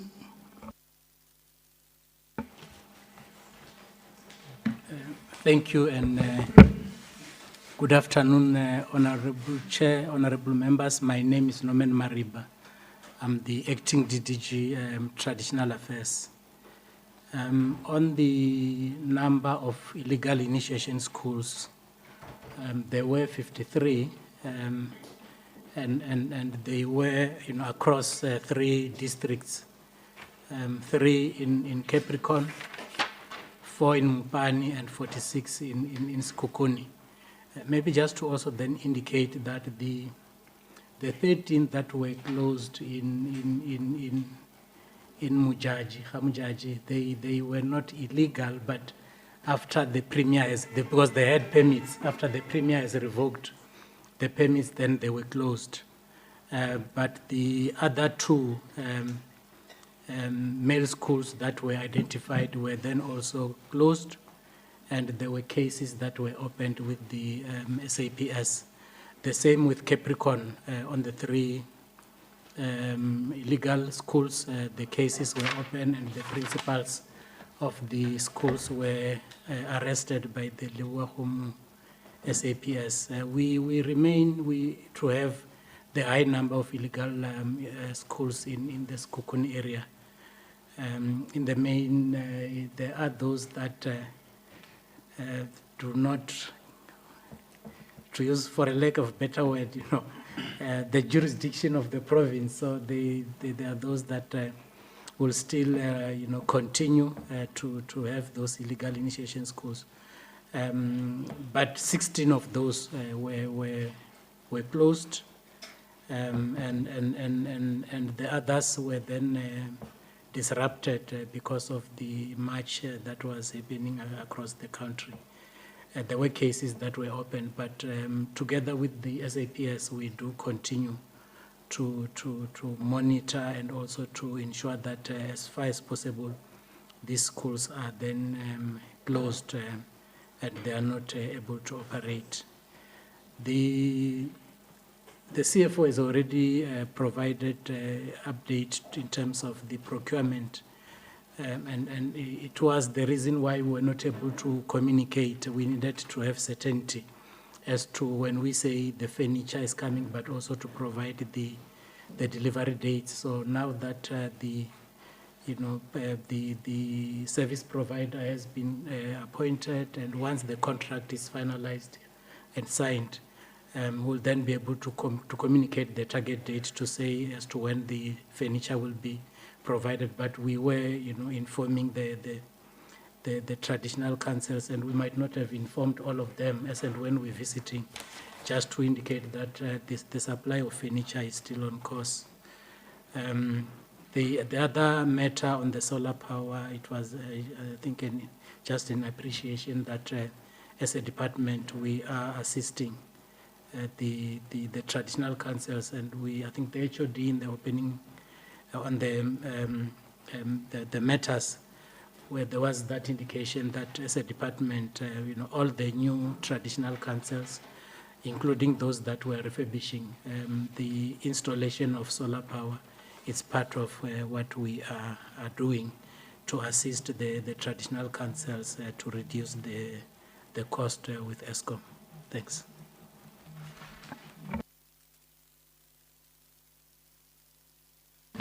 No, thanks, Honorable Chair. I'm the acting DDG for the cooperative governance, Paul Muthala. With regard to the municipalities that are the underperformance in terms of the disaster, we are supporting those municipalities through the IGR forums that we have in terms of disaster, but we also wrote specifically to those municipalities that are underperforming to ensure that they improve the situation. And also the team from the department is also visiting those projects with a view to unblock the projects on disaster.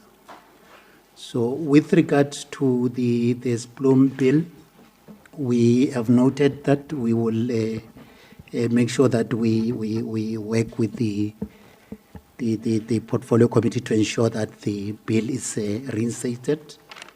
That's the one that I've noted. Then there's also a question that was raised in relation to the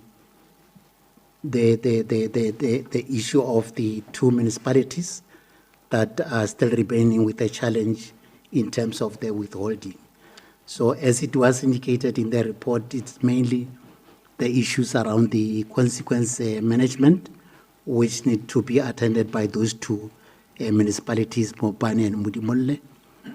But we also, from the department side, participated in the national forum where engagement, where there was an issue with the various sectors, including Treasury, SALCA, where this issue was debated at length, that perhaps going forward, Treasury should make sure that also DCOG nationally, they verify before the withholding is implemented. So, but at the same time, that doesn't mean that the municipalities must not comply in terms of doing the things right, ensuring that they don't land in this situation. So the department will also ensure that it's got a targeted support with a view to make sure that those issues that were raised by the municipalities are attended to. So in relation to that matter, the other issues is around the UIFWE.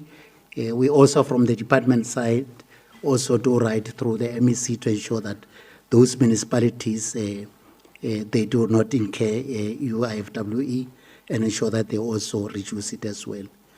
So the MPECs, are they capacitated? I think it was raised by Honorable Pokane. Yes, indeed, we do capacitate those MPECs, but they could, from time to time, as some of the municipalities also change in terms of the leadership, that will then revert back and ensure that those committees are also capacitated. So the review of the FSs internally, we continue to emphasize that point that as the municipalities get to have that capacity to do them internally, they should also, the review, not outsource it. Although Treasury says it does not necessarily say they will be at a 0%. There will be those municipalities that their capacity, they might not be able to meet that. It is still allowed that to some extent they can handle that matter through consultants, but it shouldn't be that is a norm, that even municipalities that are well capacitated then tend to do that externally, even if they have CAs internally. So that was in the main. The last critical one, I think, is on the Tabazimbi. Yes, indeed, I think maybe the Honorable MEC will also speak to that one. We are securing a date with the municipality to ensure that the MEC go back and address the municipality as it was indicated in the various engagement where he met the councillors, all the councillors, as well as the management afterwards, that will then go back to the municipality, engage them. But just for the committee to note that also as we are sitting, we did get an indication that the council is sitting today. We will get the outcomes in terms of that particular municipality of Tabazimbi, which we hope that it will resolve its issues and not continue to be in the news for wrong reasons. Thanks very much, Chairperson. Thank you, HOD. You may need to make additions, if any.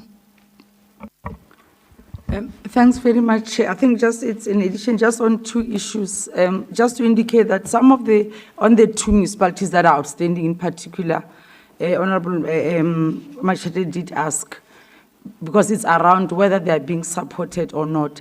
The things that are tripping the municipalities are issues that are very operational and just requires management. For example, in Mopani, some of the gaps that made National Treasury not to accept their submission was that they send unsigned reports. You have a forensic report, obviously it has to be signed off. And what National Treasury is emphasizing now is the role of council committing to doing certain things. Mudimule was tripped by things like they say we have a UIF strategy. Here it is. National Treasury says we want a council resolution where council has formally adopted that. There's no council resolution. Then National Treasury says then we can't ascertain that there's commitment. So the things that have been that are tripping them at this point where they've been supported is really to get report side. Mudimole submitted an MPEG report which was written draft and not signed. It's what they want to submit. And obviously, National Treasury would not accept. If it's not signed, then it means that you can't say this is a legally binding document. So these are the things that are, looks like they're not that serious, but they are very serious. But it also then goes back to show, and the question was the impact of the support that you provide versus the outcome that you get, because you can support up to a certain level, but there are certain things that would then require at management level and also then supporting council to then deal with those issues. The last one that is just also in addition, there was a specific question on the disaster grant, education and the Department of Public Works, they were still busy with what has delayed them was on the procurement process, because they were specifically raised in terms of how far they are. They are still on the finalizing their procurement process. Thanks very much. Over to Honorable Emission. Thanks very much. I will try to amplify some of the responses. The first one being, we are seeing a sign that municipalities are starting to prepare their financial statements internally, but the reviewer, we are still using consultants. And is it the department or treasury not having capacity to do that without going through? I think the answer will be, we may not necessarily have that capacity to review all the AFS for now, for everybody. But the reduction of the use of consultants, if they are only coming to review what municipalities have prepared, and I think in the province now we are going somewhere around 17 municipalities now starting to prepare their annual financial statements. And I think the strategy is there to reduce. And you could not start both sides, Honorable Pokane, we should be able to make sure that is the quality of the preparation of the annual financial statement getting it right when audit comes. I think you will pick it somehow that if we were to look at the 18 municipalities that got unqualified audit opinion, if they were not allowed to adjust their financial statements, the picture will be different. It's mainly because of that. We are starting to make sure that we build confidence in municipalities in preparing their annual financial statements and allow consultants to come just for reviewer. Once we get it right on the preparation quality ones, then we can start to look at how do we support the reviewer. And I think that I should have indicated so that we don't leave the portfolio committee and make like we can easily take over and say we can review both Treasury and CoGHSTA. The other issue And I think this one was never answered by anybody. I think it's an omission, the debts that are owed by sector departments to municipalities. You will have noted there were municipalities that their equitable share were withheld because they were owing water boards. And we went in and sit and try to assist them. Now the tables are turning. The minister has made commitment to us, Minister of Finance to us, as MECs for Finance and MECs for CoGHSTA, that they are going to start to look in withholding transfers to sector departments that are owing municipalities, so that it will be not like the treasury. It's acting like a debt collector for departments and water boards against the municipalities, which we agree that the revenue base of municipalities is also affected. So that matter. But in the province, I must say, Honorable Chiba said that we do have what we call a provincial debt forum, where sector departments and municipalities meet, where we even go to an extent of looking at the invoices which are not disputed, which must be paid, and which are disputed. And I think I'm a former member of that committee in my previous capacity as an official of a municipality. So I think it is working well for as long as municipalities have dedicated and workers or employees who will always come to prove that public works, you are owing us this much and this is what is agreed upon. So that forum exists in the province. I will not talk to the issue of the spluma. I think it was responded to and other disasters. Let me go to the one of state of governance in Tabazimbi, and why I even cautioned that maybe officials may not go and respond. Unlike previously, there is no double packing in the administration. So you have got one MM, you have got one CFO, like that. Where you have a problem, it's political. Where all of the members here will know that we went to by-election. We did not get an outright majority. That creates instability, because if this group of councillors today decide to gang up against the sitting mayor for whatever reason, it can easily be changed. When we came from the by-election, the mayor was Mayor Pilan. He was removed by a council by a Mayor Chikudu. When Mayor Chikudu is sitting, he was removed by a council. The same way Pilani was removed and Chikudu got in by a Mayor Ndiweni. Now, what I did, I went there with my team. Fortunately, all the councillors except one which submitted the sick leave, they were there, they spoke. We tried to evaluate each and every document and the process. It's an issue that the HOD met with the management to want to get so that we can get a balance. I think we're delaying to give a report. That's why I understand. What acting DDG Mushala raised, that council was sitting here today, and we did deploy our staff there. I did not get the report from HOD or DDG. The people there are sending me messages now. Others were thanks for the support of the team that you brought to our meeting. Others are saying to me, that was a bogus council, we don't recognize it. Because of the political instability, mainly because of this coalition government, even if there is no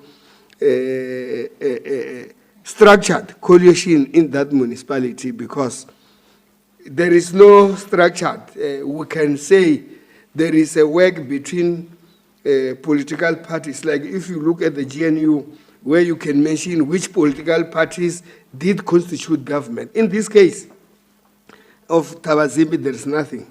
And the numbers, anyway, if people agree they are 7 or out of the 23, they are 13, not informed by anything and mobilize each other, they say, in this council, we are going to move for the removal of a speaker or what. The motion, because the numbers will be there, will be carried. And that you can't control. And I can confirm that it's giving us a problem as government, how to support. The only small thing we are telling ourselves that it should not repeat itself. It's when you have got the double, even in the administration. But we are going back to the municipality to talk to them as we will have, if we have evaluated. It's only the report to be finalized. I think I must say the HOD has submitted to my office. We are busy evaluating some of the things so that we balance, even at the council level, the political space to pronounce how we should be able to move and minimize. It was so interesting. The day I went there, you will know that the MEC will be received. So there were 2 so-called mayors who were to receive the MEC. So I have to greet both of them. So when they were expecting me to take them, they thought we'll go to the briefing. So I wouldn't be sure of the PMT. I said, I'm not going to a briefing with anybody. Let's go straight to meet with the councillors. So it's not a situation which is proper. It's a situation that requires even political parties to do their work, those that are there, because it will seem like they can't even reign on their members. I can say the speaker was called Daniel Mampeul.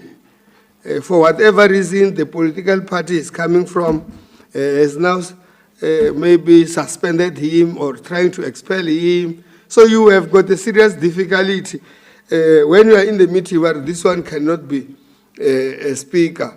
We have got a letter here that his political party has suspended him.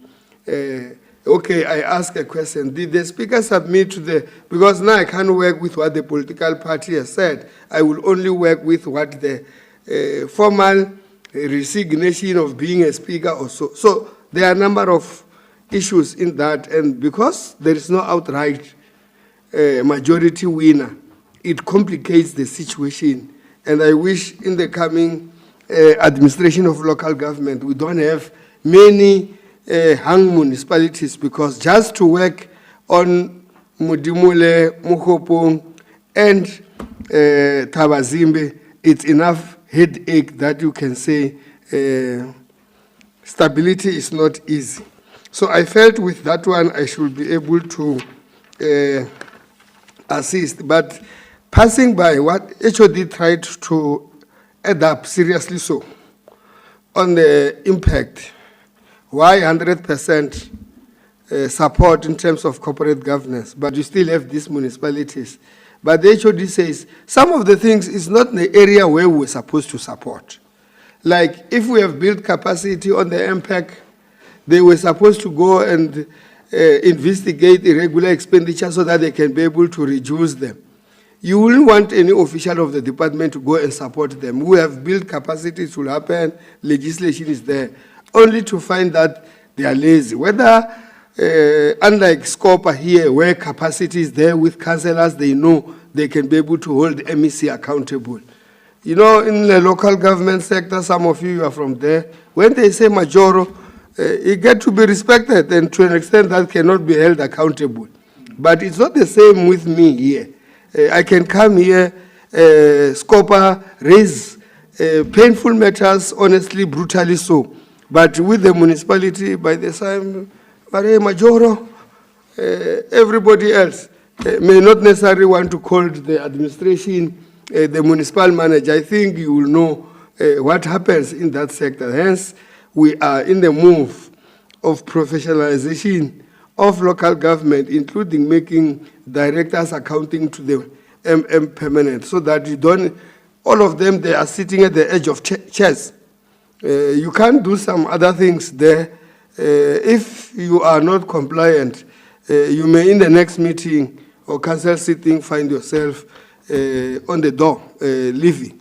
So these are some of the challenges, and I think it's part of what other municipalities. HOD raised it. I spoke to mayors. Immediately the letters came. We convened a meeting of all the mayors.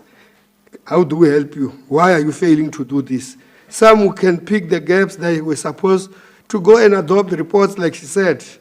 They were not signed, and nobody will allow to sign anything. But we are working. We hope, because the section 216 requires that the minister can withhold funds for 30 days. So we hope, like HOD said, that the 3 municipalities may get their full equitable share. We remain with these municipalities. Mudimule Mkopong, you will know, from 2021, it was in the hands of the DA. It changed hands, and in the ANC, some of the things, when DA was, I will even say, even when Honorable Wilson will, or Smale will be here, they were not cooperating when we were to assist them. With ESCOM debts, they will tell the MEC that we will go straight to megawatts and go and deal with our issues. But if you look at Vila Vila, they did comply. It's only Musina now is defaulting. They complied and they were doing well out of the time we supported them. So those are some of the things. The last one I want to finish with, it's the catalytic project, the confusion. I think the DDG tried to clarify, but what we can say is that with Marapo, we think is a delayed project. There is nothing to say better than the way you are saying it yourselves. But if you look at the progress since you have been hands-on to support us in that project, the work that has been done, it's very much impressive. I don't deny the fact that 10 years the project has been started. We should have done better. But there are a number of challenges that we have resolved. And as we speak now, the issue of electricity that the DDG raised, I have personally written a letter to the minister so that we can be able to start to short-circuit some of the processes, working with Exaro and everybody else. The project, if like I'm taking the DDG this time so that I don't become a liar alone in this portfolio, September, that the physical construction of the units will be done. We will be waiting for this electricity, but the interim measure, because we said we should be prepared, because we may spend more money with security, because once they are done, if they are not occupied, they may require a lot of money for security to secure them, because vandalism may creep into the space. So that part it is. With the Chikoda, I think we are trying our level best to put everything so that we reopen the site. Some of the things DDG raised, we should still be talking with the HOD and make sure that we support and work with the municipalities where areas of approvals from the local municipality should come. But we also agree that part of the contractor could not do some of the things when approvals were not there. Hence, we should be able to work with the municipality for the approval so that they can be able to be dealt with. Talani will come back with the timelines. I heard the DDG could not come with timelines. We will be able to, even before we come back, we may submit the progress on Talani and how we want the matter to be dealt with to that level. But like Honorable Choris or Honorable Pokani said the last time I was sitting there, and those words are still in my mind every time I sleep and review on my work in there. Just finish this Marapong and these things, the department will be fine. Today, he still say, CFO, can we fail to buy a computer? Can we fail to buy office furniture for the whole year? And that's what Honorable Pokani has raised here, that these are small things. And I deliberately, Chair, gave it to each one of my DDG so that they can be able to understand because they have briefed me, they have given me the answers. But sometimes I think it does not augur well that I come and account on failure of buying a laptop, because even if you talk whichever way, the MEC does not have a role to play. If I go and want to see how supply chain is working, it will no longer be support, it will be interference. And it's their space that they should be able to pay. And I wanted them to help me to account to the portfolio to say, with these things, I'm not. Look, we are doing well on grants. Somewhere where there will be communities and all other things, not to spend this money. With computers, ICT material, you don't even have to have a project steering committee. It's just quotation in the department that they give you, you pay, it get to be delivered. Something that I felt as well to the HOD, that it may not necessarily be her, so I may not do much. She should be able to look at who is making us not to perform on this item. So those are my addition, Chair, and I appreciate the opportunity that today we took long responding, because everyone has to say something with respect to his or her job. Thanks. No, thanks, Honorable MEC. It was necessary to do it that way so that officials can see the extent to which any delays impact on our progress. So I'm sure they have learned one or two lessons from the way we conducted it. Honourable members, I suppose we are on the verge of closing the meeting. Are there some few things that you need clarity on, Honourable Pokani, Honourable Nechifefe? Thank you, Chairperson. And we need to appreciate the responses that we got from the MEC and his team. But where I'm not satisfied, Chair, I must just indicate, because if I don't comment here, otherwise we will be going the same route as this other capital project, like Marapong and the Alto State. I was not satisfied with the response by the DDG regarding what is happening in the project, the Chikota project. In a response, it was indicating the poor workmanship of the constructor. There is a poor performance of the constructor. My point is that if we realize that even from the start, the contractor is showing, poor performance, why do we retain that contractor? The contractor is still there on site, and we have other projects that we have been complaining that indeed there were very serious challenges in terms of management as they were implemented. So I just feel we'll be going the same route if there is no intervention.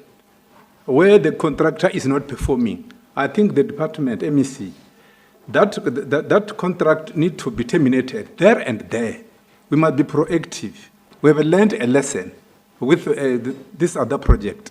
So if then we're just saying, no, there's a poor performance of the contractor, but the contractor is still there on site. So we are not, as the portfolio committee, we are just saying it here. We are not satisfied. We are not satisfied. So something must be done. Of course, I know we'll still go there to do oversight. And we find the same contractor who is, who is performing is below par. Then we are going to blame you also the department. Because MEC, we have been raising this issue of project management. As the government, that's another area where we are not doing well, project management.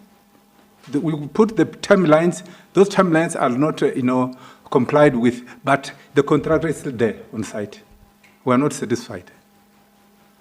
Then, secondly, in your presentation, HOD, regarding the consequence management, the way you were presenting it to say, yes, in terms of the normal operation, yes, there are consequence management that are being effected. But to us at the portfolio committee, we were referring, if you remember, the two previous engagements with you, we were referring to the project Marapong and Atostain project. We said there are financial implications there, meaning that there are even also, officials who are part of, making it that we perform poorly there. We say there should be what consequence management, because they were administrators who were sleeping on duty. Hence the situation, we find ourselves in that situation there. So I'm just raising it with you, HOD. We're referring to those catalyst projects, because we must set an example so that even in future, when we are implementing other projects, there's no recurrence.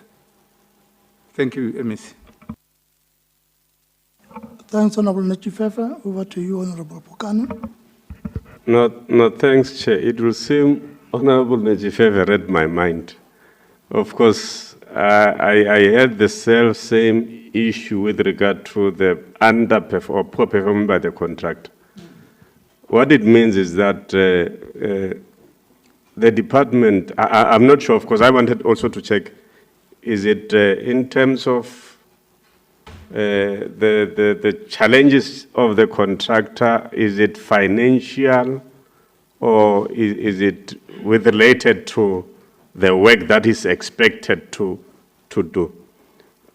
My view is that, like Honorable Nechifefe made indication to say, we don't want the department to go the same road that they went through in Marapo, because we are saying there are valuable lessons that the department must learn from that project, Marapo. So there should be no repetition of what happened there in other projects, in any other project. And I think the department, it's better capacitated to be able to bring in contractors who are competent, who can do the work, and even in terms of finances. I should be able, I think the department must be able to establish that even before a contractor can be able to start with a project. Does the contractor have the financial capacity to do the work? Because these are things that affect progress of projects, and they really are doing great harm on the MEC. It can't be correct. It can't be correct. So those are things that officials must be able to deal with, so that we don't come here and raise such kind of issues in this meeting.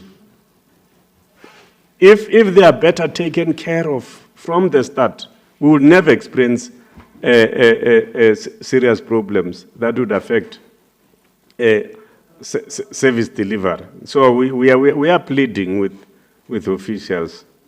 Can you please support the MEC? Thanks, Chair. Thanks, Honorable Pokani. In our previous meeting, we wrote a communique to the department regarding the need for consequence management on officials who were working on Marapong and Alto State. So we don't want the response now. We're just reminding you that we are waiting for the response. Honorable members are just emphasizing that you need to be hands-on when coming to consequence management. I think the point has been delivered. Honorable members, Honorable MEC and your entourage, and our support staff. We are just about to end our meeting. I would want to appreciate your presence. The meeting took long, but it was necessary for the reasons that we have already indicated. Just before we close, announcements, if any, coordinator. Thank you, Honorable Chair. It is just a reminder that tea is served to avoid fruitless expenditure. Thank